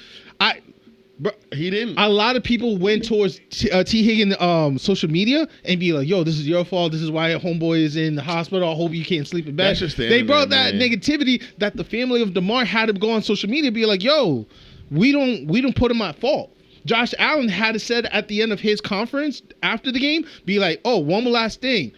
Yo, I haven't reached out to T. Higgins, but it's not his fault. It was a regular football play, and it was just an incident." Yeah, man. And I'm glad that the family of DeMar just stopped. Yeah, it's a 1 in a billion shot. And he said, "I'm glad the family spoke upon that, you guys to know it's not his fault." It's not. But who brought that attention? Boss Scott. Like, Boss Scott's bro, goofy why? Ass. Like, why would he do that? Because he's an idiot. Boss Scott doesn't get TV time, so when he does get TV time, another clout chaser. Like, exactly, fuck y'all. Exactly, like, bro. fuck y'all. Like, there's a lot of niggas who are NFL analysts for ESPN that just shouldn't be there. No. He's the first one that needs to get fired. Well, first Skip and then him. Like, all Skip sport is on FS1. But he should be out. All sport analysts that are wildish. Like, that's what Unc needs to say, yo, it's me and Skip. Because if Shannon leaves, he's taking 80% of the viewers with him. No 100%. That shit no more. You saw the tweet that they said about why he didn't show up? Yeah. Disney called him and be like, "Hey, we got a spot for you for ESPN. Just give you a prize." Like, that was the whole joke about why Shannon didn't show up to Fox Sports. If Shannon Sharp goes to ESPN, bro, and I want to rope Cassie back into this after I say that. 100%. If he goes to ESPN, Stephen A. Smith is no longer the number one guy over there. Oh. It's going to be Shannon Sharp. 100%. And then Scott Van Pelt, and then Stephen A. Smith.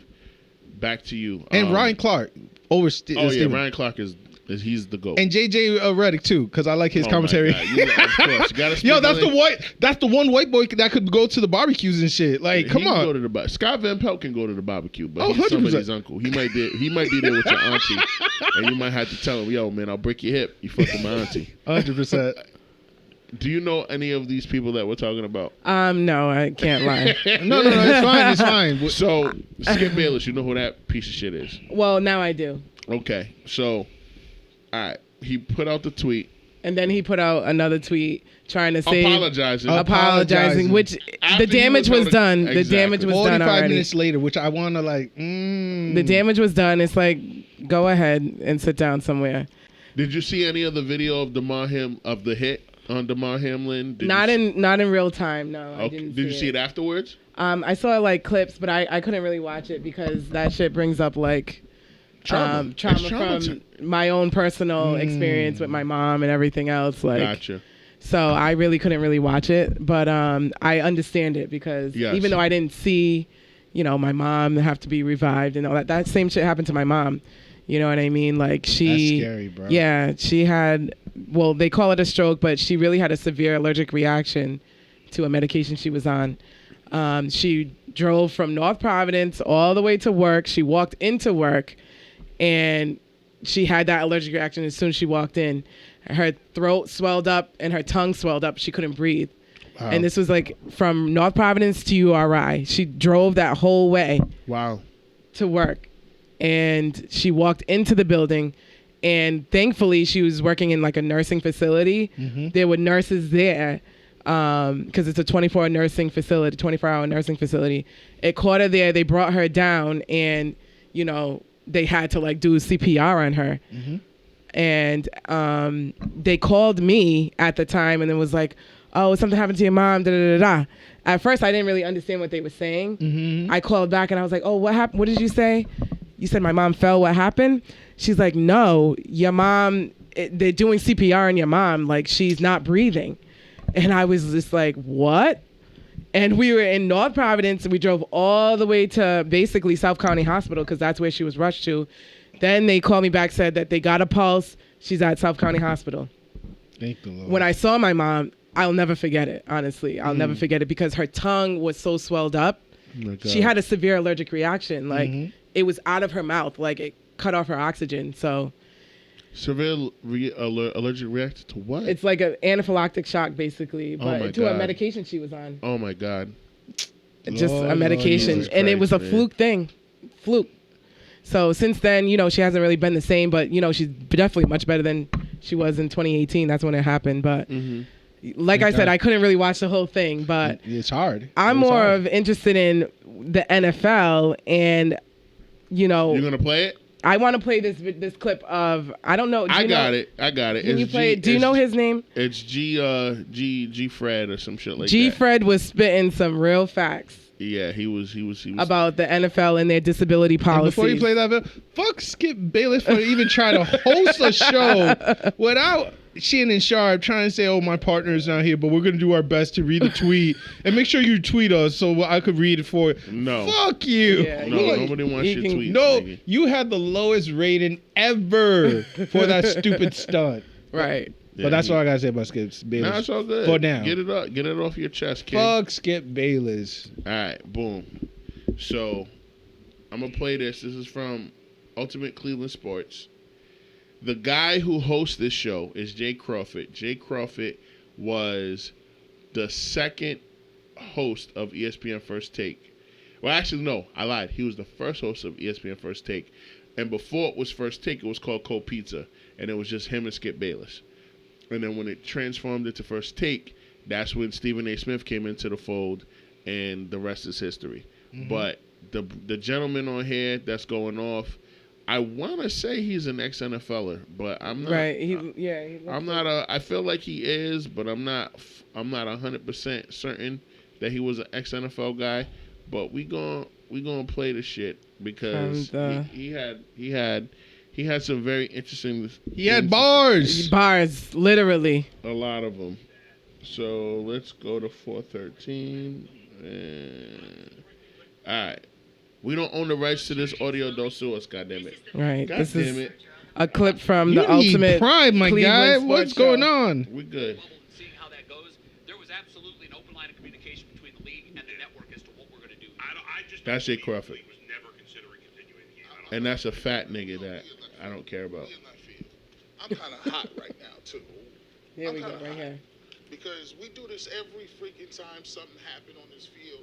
Everybody want to pivot and act like I done heard people talking about, just the mental health of the players. And yeah, you can die. They don't even know they can die out here. We sit here and talk about this stuff every single time. Schedule remakes, how we going to make it up, what the league feels about it. I don't give a damn what the league feels about it. Let's keep it real. Why we don't talk about the stuff that matter?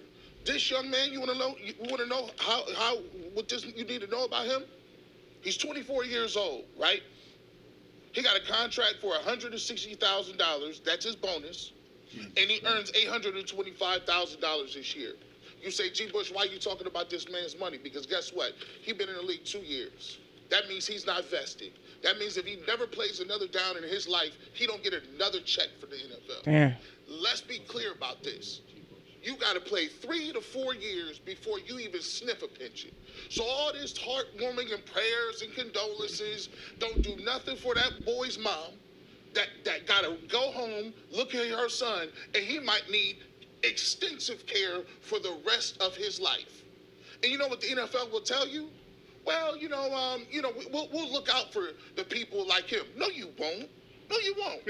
Let's talk about the disability policy for the NFL, right? They moved it from $22,000 a month to $4,000 in the last collective bargaining agreement. Did you know that the NFL has a private board that reviews all aspects with their doctors and with their neurologists and their specialists?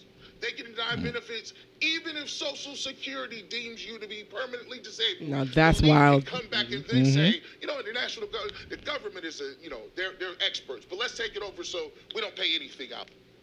Only 15% get approved by Social Security. The league says that number should be lower. Fuck the league. Get that. 15% of the people who apply for disability in this country, I know, I was a disability expert. It's very low. I submitted over almost 250,000 applications in 1 year one time. I know. Since the CTE settlement, only 6.5% of the settlement has been paid according to the admin's website. I looked it up yesterday. And 60% of the claims have a qualifying diagnosis but have not been paid. Let's talk about this. They can't. They're also moving the pension. And that pension, he got to make it to 55. He's 24. He's 24. Right. And they've moved that between 3,000. They moved it down to 3,000 when it was 5,600 a month. And the last stat that you should know about is the Bills owner Terry Pegula owns the Sabres as well as the Buffalo Bills, and his net worth is $6.7 billion. My question to you is, NFL, when do salaries become guaranteed? Mm-hmm. If you know these young men are going out there and they could die on that football field, I don't give a damn what your thoughts and prayers are. Do the right thing. I just heard Aditi say it 7 times. This is a savage sport. Men are dying every week, and you covered that up during CTE, and now you want to act like you the top of the food chain because you got the CPR people on the field on time? That's the least you should do. Right. You're not gonna pay that man's. You're not gonna pay that man's tuition for his kids. You're not gonna give him no disability money. You don't do nothing. All you do is collect them big checks, and we go play fantasy footballs. And I hear these dudes' thoughts and prayers for a whole damn 2 hours. Y'all don't care about them kids. No, they don't. These young black kids is putting on the line. And you telling them what they put on the line ain't worth it because you know why? Because you don't want to pay for somebody that's broken and battered and can't take care of themselves because it costs you money. So it is all about money. And I ain't heard nobody talking about no contracts. And he's sitting up here cashing these checks. We worship these owners. They do anything they want to. Anything. And as long as the product is good, we salute it. I'm pissed off today because ain't nobody talking about the real stuff. There's people out there, players are saying they just want to wait for us to die. I like the NFL just like the rest of y'all, but I'll be damned if I'm going to sit up there and pat Roger Goodell on the back for running this organization the way he does. They run it like a criminal organization. Say that. Sick of it. I'm tired of that, man. I just had to get that off my chest because all this stuff, you ain't talked about what this boy going to go through. This kid could be damaged the rest of his life. And we talk about making up games. Care about making up no damn football games. I'm glad they got canceled too. Oh, they canceled it officially? Yeah.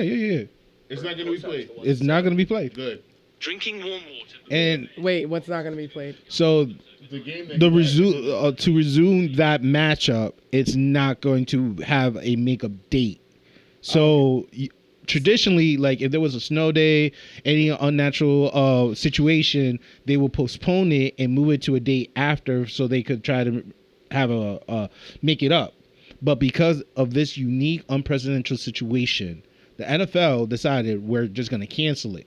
So this person, a little sidebar, at work was like, so what happened to all the gamblers? Like, what happened to all the people that betted the money on that Monday night game? I'm Get your money back.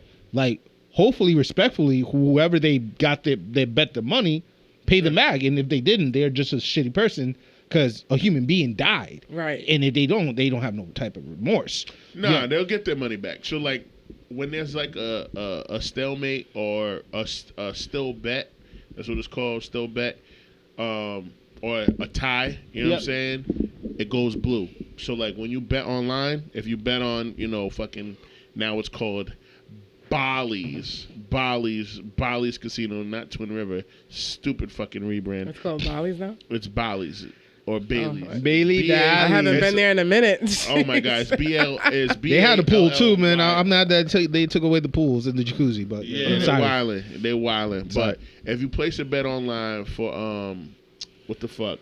Oh my God, Sportsbook Rhode Island and DraftKings is something another. like that, and like let's say you only had that bet, or let's say you had a fucking parlay and you had 5 different games going. And that what you won the first 4 games, and then you had the Cincinnati Buffalo game. Because it's not going to be played, it's a still bet. It goes blue instead of red or green, and you'll get paid out for the rest of your bet. You know what I'm saying? They don't count that game and the bet for that game against your payout. They don't count it for or against your payout. You'll get paid out for being correct on the rest of your parlay. If you bet on that game specifically, you'll get your money back straight up. So if you bet $100, you on just that game, and you bet on whoever, it doesn't even matter who you bet on to win. Because the game is not finished, you'll get your $100 back. But if you did it as a part of a parlay, you'll make whatever money you were supposed to get back based on the odds. But those who play fantasy league, betted money, whatever, the game was only a quarter, and it was only played at least 8 to 10 minutes because there was only a few minutes left on the clock before the end of the quarter. So I don't see like any douchebag being like, oh yeah, there's no refund. Like if you do that, like you're an asshole. You know what I'm saying? In general, you're just a fucking asshole. Right. But like what this man Garrett Bush spoke truth. It saddened me that, you know, growing up, they said like to make it to the top, you either gotta be a rapper, a movie star, or a professional athlete. Right. Those are like your 3 ways out of the hood. And these individuals made it. You know what I'm saying? Black, white, whatever they are, they made it. Right. And to see that, you know what I'm saying, the payout or the benefit that the NFL provide for them is so shitty, man. I thought like my job for them removing my payout option if I decided to leave or I get early termination or whatever the reason is removed. I thought I had it worse. But to know that they're only going to get $3,000 or less, whatever the amount is. $3,000 a month for disability. For disability? Right. Bro. That's nothing. And the life of a certain player is so like the lifespan. Like for a running back, it's just like about like 5 to 8 years. It's not that long. Right. Yeah. A quarterback could be maybe 20 as long as he doesn't get hit hard. That's not. Tom Brady is he's Brett Favre. Fuck he's the Brett exception, Favre. not the rule. Aaron Rodgers. You know, there's a lot of. You can't name more than 10 niggas that played 20 years, bro. I mean, like you right. Quarterback. You right. Quarterback. You know, you right. I'm not gonna try. Shannon he had a 13-year career at tight end. Tight end. Like where he got hit. You know exactly. He forced himself the last couple of years because he wasn't that good. After they won the Super Bowl in 2000 with the Ravens. The Ravens. But like NFL shelf life is under 5 years. Right.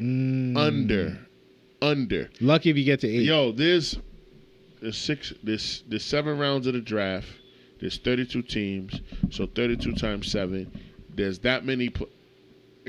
There's that many players that get drafted every year. You're during a regular season, they probably only talk about 10 of those players, maybe 224, and they probably only talk about 10 of those players annually in the first round. Well, just in the year, you know what I'm saying? Like 224 players total, and they probably only talk about 10 players that following season as rookies. You know what I'm saying? Because the rest of the guys, they might stay on the roster, they might not. There's a bunch of dudes that you've never heard of. There's 53 men on every NFL roster. Mm-hmm. You only know the top 3 to 5 guys. Right. 5 times 32, my nigga. Like, it's legit. It's 80 or whatever the fuck, or 150 or whatever. It's not a lot. 5 times 32? It's 150. 160. 160. There you go. My bad. I went to the Met. We didn't have math class.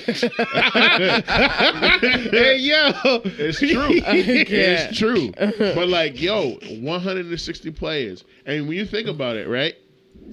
If you play fantasy football, you only get to choose from like 160 players. Yeah, and defense is just the whole defensive team. It's not like individual players. Exactly. You only have 160 players to pick from, and they're all on offense. Yep. Quarterback, running back, wide receiver, tight end, and offensive line. Yep. And then defensive line. The whole it. defensive group. Yep. That's it. That's all you get to pick from. And so, like, if your wide receiver has a bad week, you can't trade the nigga, because if you do, you're going to trade him for somebody that's worse. Right. Because you only get 160 options. And that's how competitive it is. And so for DeMar Hamlin to have a starting spot, like, this is his second year. No, second year or third? Yeah, they said it is second. Yeah, they said second year. Was it his third year? I think it might have been his third. I think he was a 2021 draft. pick. I mean, I think it was 2021 draft pick, second round or some shit like that. But it doesn't even matter. The fact of the matter is, everything that Garrett Bush said was correct. The NFL needs to do a much better job of taking care of all of their players, all of their former players, all of their legacy players, all of the legends. Second year. Because they are fucking doing a horrible job. And all of those cuts that he mentioned, yo, they did that shit in plain sight. Because I gotta hold ESPN and FS1 and NBC Sports, CBS Sports, Bleacher Reports, all the Bleacher. I gotta hold House of Highlight. I gotta hold all of these sports media outlets accountable because they don't report when the NFL makes these types of cuts. Nope. Right. You know what I'm saying? And then on the flip side of that, the NFLPA, the National Football League Players Association, they're consenting to these decisions. So, like, when they say, all right, disability is going from $5,600 a month to $3,000, the NFLPA, they negotiate these things. The union, isn't there a union? That's the union. That's the union. That is the union. Okay. They have to okay and sign off on these decisions. So the niggas that are a part of these unions, current players, former players, what are y'all doing? Right. They got their bread, and they're not thinking about the whole masses. Yo, you're right. You're right, John. You're 1,000% correct. And the fact that you don't qualify for a pension until you're 55 in the NFL or the NBA is crazy. That's insane. So if you're a running back and your lifespan is only 5 years and you get in at the age of 19, that means at the age of 24, you have to wait 20 plus years in order to get even see a pension. What? With the most dangerous sport in the world, like the dangerous sport. Like, I understand hockey, I understand basketball, I understand soccer. Football is way worse. But football, the way how they actually hit, it's not like hockey that you're. He didn't even get hit. He tackled the guy who caught the ball, got up and collapsed and went down. Yeah, because it was the shoulder. I know. Higgins went down. The shoulder hit the chest. He wrapped them. They both fell. DeMar got up, and quickly he fell down instantly with like less than 10 seconds. Think about that, though. Think about the impact of how fast you got to be running with shoulder pads on. To like throw your shoulder into a guy who's tackling you. Your shoulder goes into his chest. He also has a chest pad on. Yep. Right? You both go to the turf. You both get up. Mm-hmm. He collapses as soon as he takes a step. That's insane. Right. One in a million. Insane. That's 24 years old. Right. Bro. No pre-existing health conditions. Nothing. None of that. Oh my God. None of that. No diabetes. No cancer. Like. No HIV. No RSV. HIV though. No loss. None of that. High five. I can't. You can. I'm done. Let's go. You got it. No, that's just crazy, man. No, it's and not. Yeah, fuck Skip. Right back to fuck Skip. Fuck Skip. Fuck Skip. Yo, luckily the man is neurologically intact. So praise God. Yes. So far he's able to talk, recognize his family, Lord. FaceTime with the team, let the coach know things are progressing. Thank God for the homeboy who actually took over the CPR situation. Right. And they get coach. Yeah. Yeah. It was a coach. It was a coach that did the CPR. Whoever was that white boy? It had to be. There's no paramedics that work the games. No. They have the official paramedics, that truck and shit. That's in the tunnel. That ain't on the field. No. You know what I mean? It took a while. But they have doctors and people who are medical staff. Yeah. But the games. The DB coach was the first one out there. And he started doing the compressions. What? And that's why, folks, anywhere, wherever you are, take your CPR Get card. your CPR first aid certification. Whatever you need to do. Get that little card, nigga. It's 30 reps, 2 breaths, 30 reps. Mine is expired, but yeah. It don't matter. 30 reps, 2 breaths, 30 reps. Right. Until the ambulance gets there, nigga. You're going to be tired. So make sure you show another nigga how to do it. Boom, boom, boom, boom. Is it Highway to Hell? That's the song. I'm on the highway. No, it's the Bee Gees, Stand Alive. Stand It's Alive. Highway to Hell, too. Same rhythm. All right. There's like five. There's five. That's new to me. That's why, because like The Office told us like is staying alive. The Office. This thing is getting his CPR advice. But that's what the CPR. That's like protocol back in the early 2000s. That's what they use. Listen, King, I'm not disagreeing with you. But I'm saying this is the first time I'm hearing the Highway to Hell. It was an option too. There's a few songs that keep the rhythm. Yeah, but just keep it constant. Word. And then get you the kit so you don't have to put your mouth on somebody else in case they threw up or whatever. You don't want to catch that in your, you know what I mean? Right. Well, they say the compressions are more important now than the breaths.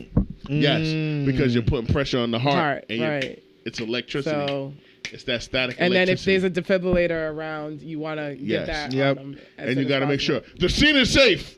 You got to put the pads in the right place under the breast and the 1 maga 2 maga 3 macarena. Got to make sure you know it's good. I'm done with this guy. What the fuck? The scene is safe, nigga. Hey, macarena. All right. I am so done with you, What else bro. we talking about? What's his life gonna be like after this, though? I don't know, man. Well, luckily he's like I said, he's not gonna be vegetabilized, so that's a good thing. Good.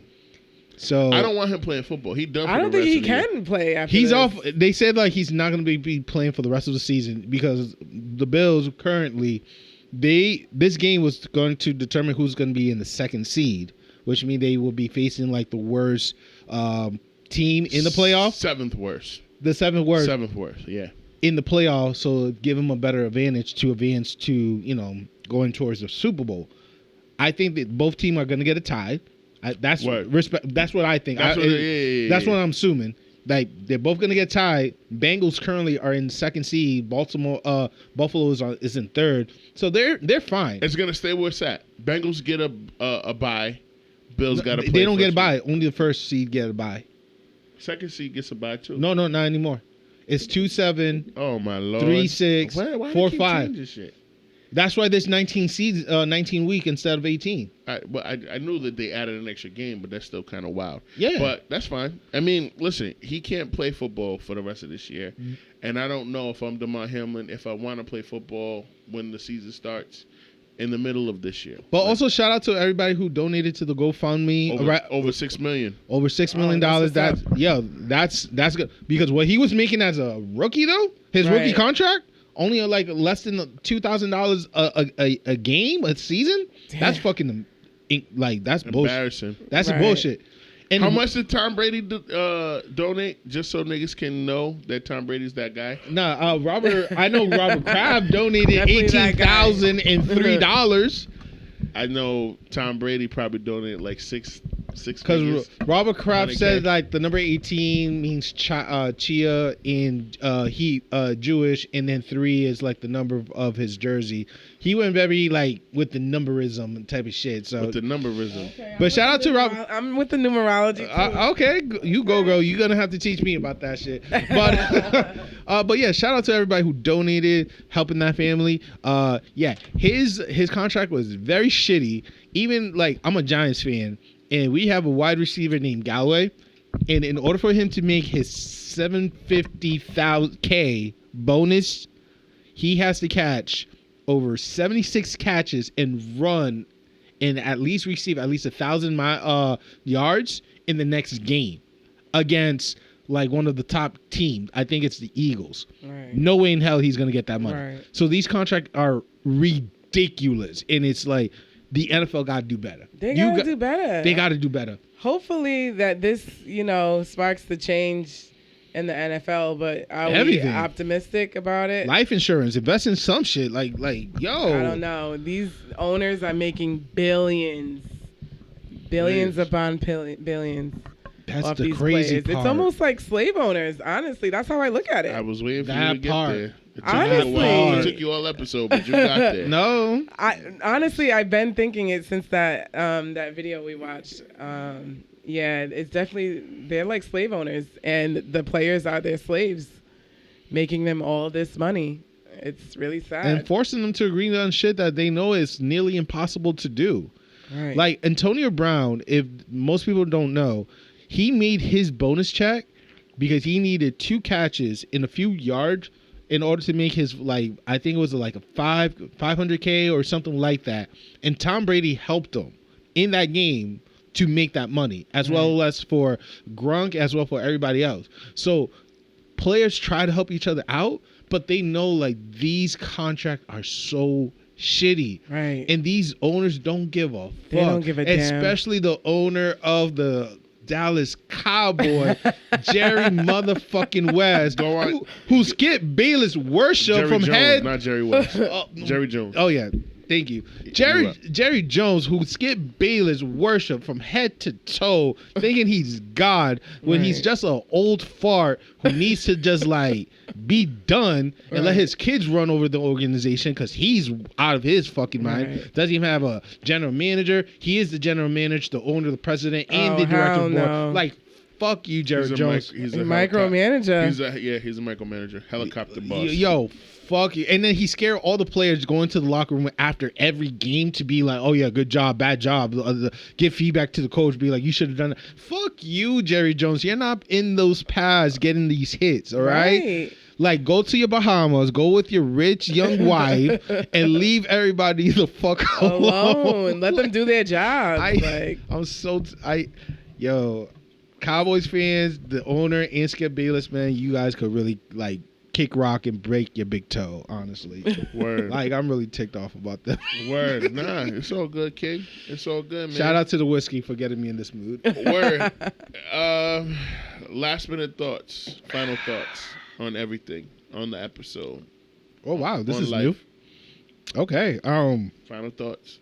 Final thoughts. I wish that if you set a goal for 2023, hopefully it's short, long, and realistic, manageable, and you're able to have the right support group around you. I hope that in 2023, even with this podcast itself, we slowly flourish and slowly start to, get sponsorship. You know what I'm saying? Because I think we will. I believe we have that capability. Mm-hmm. We're growing, we're learning, and we're definitely expanding. That, King.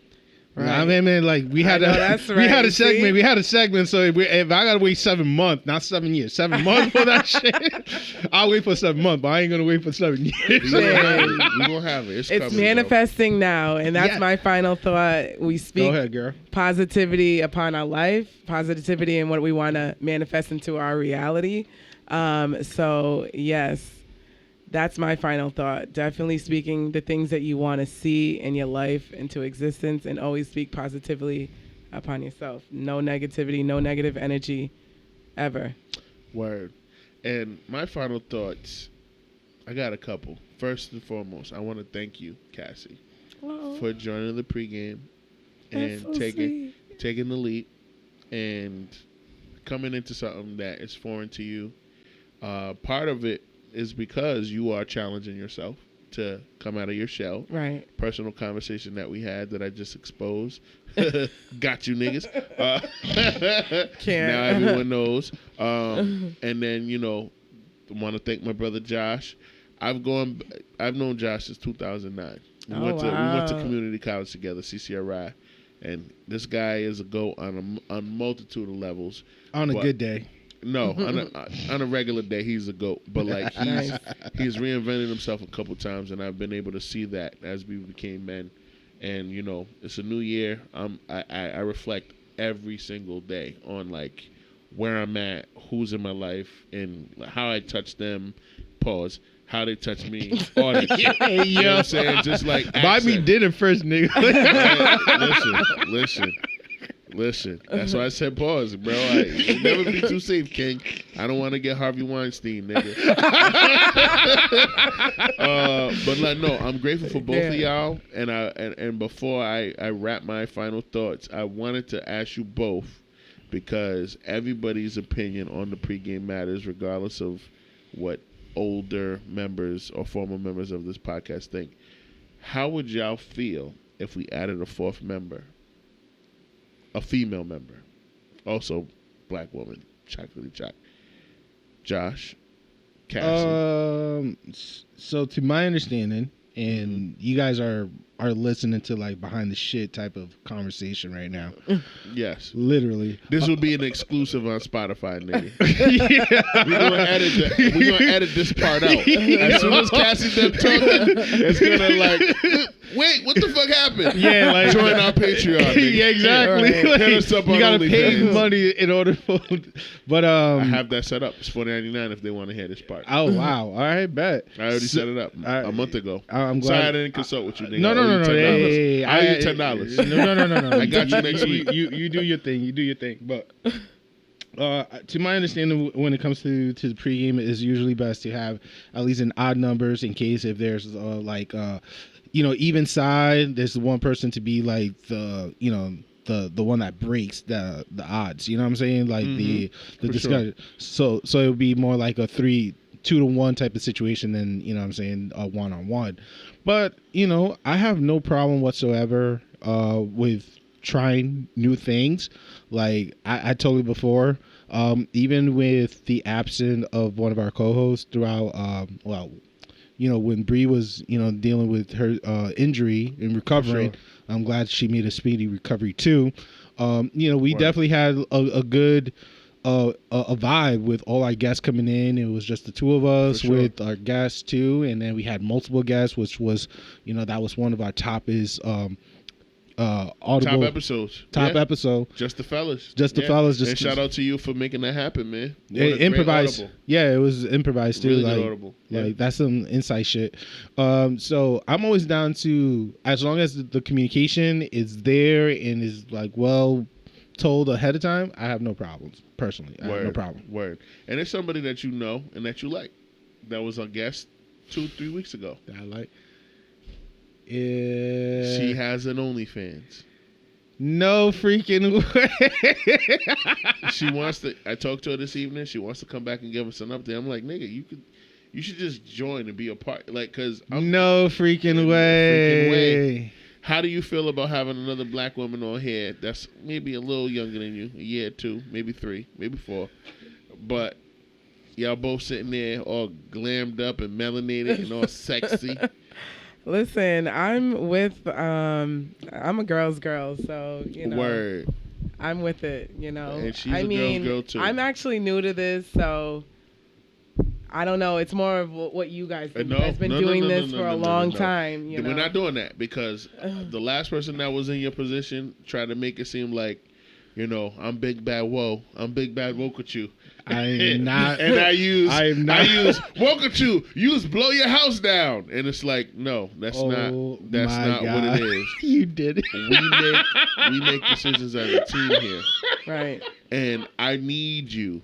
I don't want you. I need you. Just like I love Josh because he embraces the fact that this is his shit as much as it is my shit. Sure, 2014, I started the pod with my cousin and my boy Thompson, who abandoned him. I mean, I don't know how he's not sad. Because we were the Wonder Twins. They were the Mario brothers. They were Mario and Luigi. We were the Wonder Twins, the Toxic King. What happened to Thompson? He just quit. He quit. Well, he had family shit. He had he had a spiritual journey to go through and has never come back ever since. Yeah, you know what I'm saying? But respectfully, we miss him, love him. I love Thompson. No. Yeah. I know him since he was 13 years old. He was mad at me, being like, "Yo, why didn't you hit me up for brunch?" I'm like, because I'm not the type of person who always hit up people to do shit like that. Because I don't know your schedule. And if he would have stayed longer, he would have known that.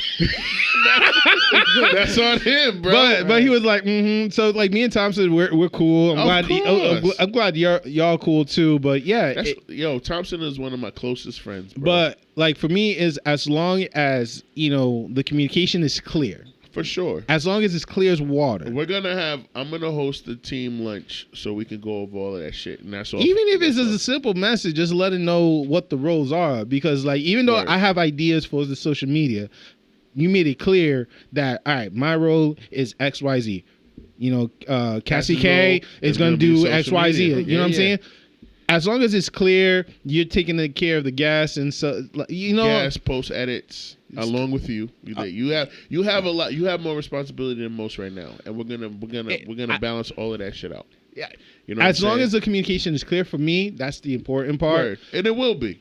As long as, other than that, you know what I'm saying, I have no problem playing my role. I said this a long time ago. To me, it's like One Piece. You know what I'm saying? There's a captain.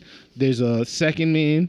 There's the chef. There's like 18 niggas in One Piece. I saw the cut. There's 8 right now, but yeah, you could say 18 if you want to. There's 8? There's 8. I saw the big nigga. I saw the skinny bitch. I said there's the captain. There's a whole dead nigga on that shit. Yeah, and he's the musician too. But basically, it's like fucking anime, bro. It's like the captain arms, which is now the second person, the third person, the lieutenant, basically. The lieutenant, the third person in charge, the navigator, the doctor, the musician, all of that.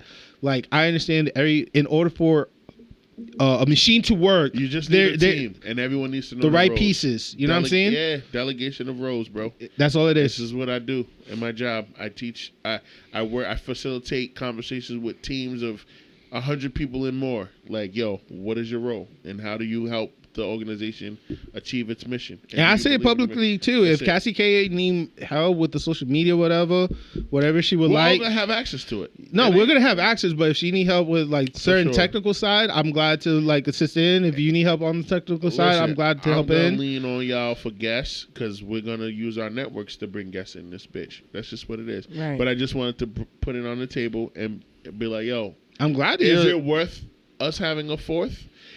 And having 2 women, 2 men, I think it's worth it. And, like, it's going to help us grow faster.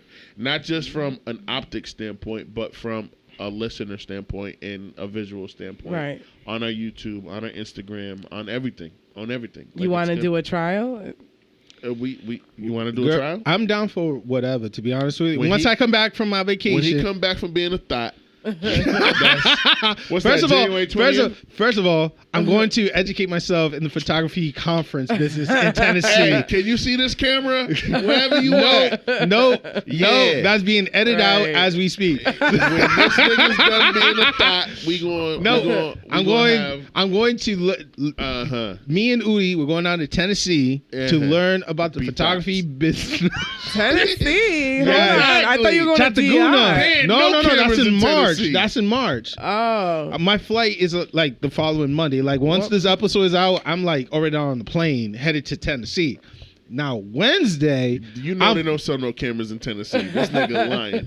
But continue. My bad. Screw you. Shout out to the New Week podcast for having me on their episode. Shout out to him. That was a great episode. Yeah. Shout out to the New Week. And then Wednesday, he's right. I will be kind of out in Florida, like in Miami in the South Beach. In Tennessee for 2 days. I'm going to be in Tennessee for business for 2 days, but then I'm going to be thotty all over Florida. Over Miami and South Beach. Oh, girl. Okay. Like, he said, oh, girl. Oh, girl. You ain't you don't even know what I have in mind. When was the last time you were in Miami? 2001. Woo. I was supposed to be there. He got some making up to do. He's definitely gonna be 35. Oh, bro. Yeah. Miami Heat game. Watching the Bucks you versus going to the game? Yeah, on Saturday. Is it the 12th or the 14th? I don't know that. I'm watching that game.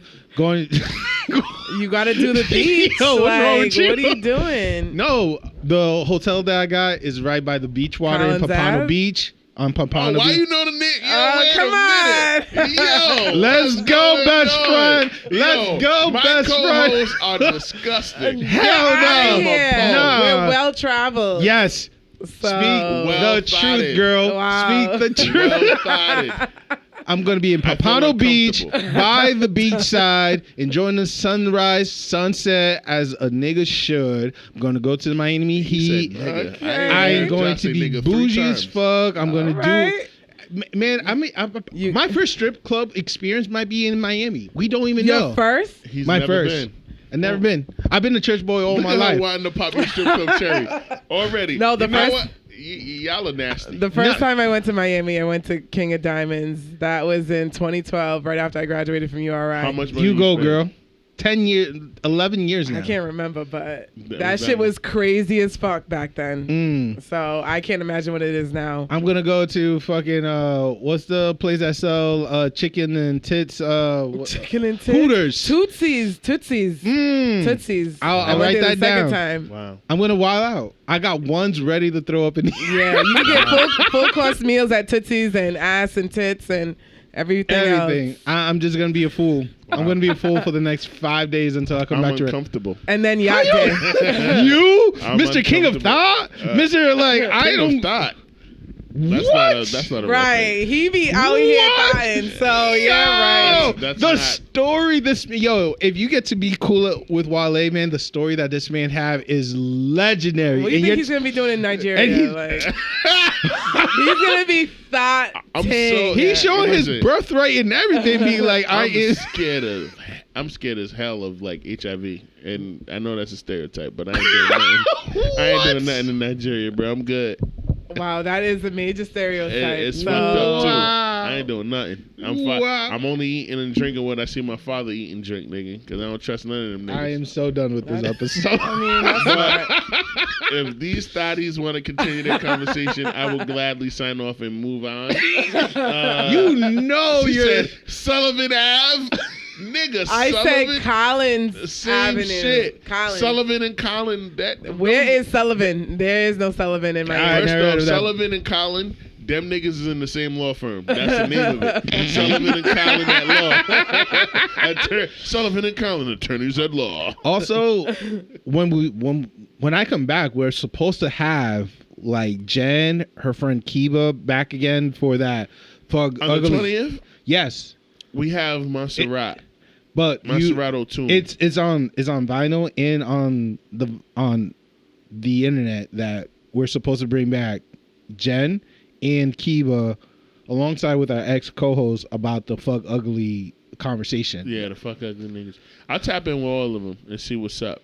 I mean, we could do it. We got the space for the mics. Oh no, we got plenty of space. Like it might be me, for those who watching the visual stuff. It's like we're bigger. Yeah, you know, yeah. we got room. We got way more space. We don't got enough camera for everybody, but we got room. Yeah. We'll figure it out. I mean, if anything, we're gonna have 5 women on that pod. We'll have those 3, and then we'll have obviously our co-host. And then we'll have Montserrat O'Toole, who is a cyber lawyer, Nigerian Muslim cyber lawyer, who I booked for us a couple days ago. Who is I don't know. It'll be her first time as a guest on a podcast that's not about work stuff. You know what I'm saying? Man, I really have to hear what she think about fuck ugly type of dudes. Ugly, handsome, whatever. Ugly. Hands ugly. We gonna get into it. Because there's a lot of hands ugly niggas out here. Yeah. And there's a lot of hands ugly women too.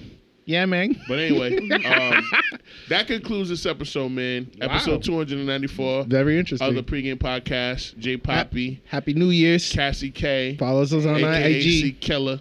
I'm gonna let that live as much as I can. AKA Onesie Bandit. Wait, what? AKA Woke Chew. I'm done. He got jokes. Yeah, no. And get ready for more. And she got everything else. I got jokes. She got everything else. She's episode blessed. 294 of the Pregame, man. We'll see y'all next week. Yo, man. Safe journey to my nigga J Poppy. Have fun next week. Thank you, guys. I'll let y'all. Peace. And you're going to see it on the IG story, too. Bye. What's going on, my people? This is Wole from the Pregame Podcast. We appreciate your support. Thank you for listening to this episode. Please like, share, and subscribe to us on Spotify, SoundCloud, Anchor, and wherever you listen to podcasts. We love y'all. And until next time, peace.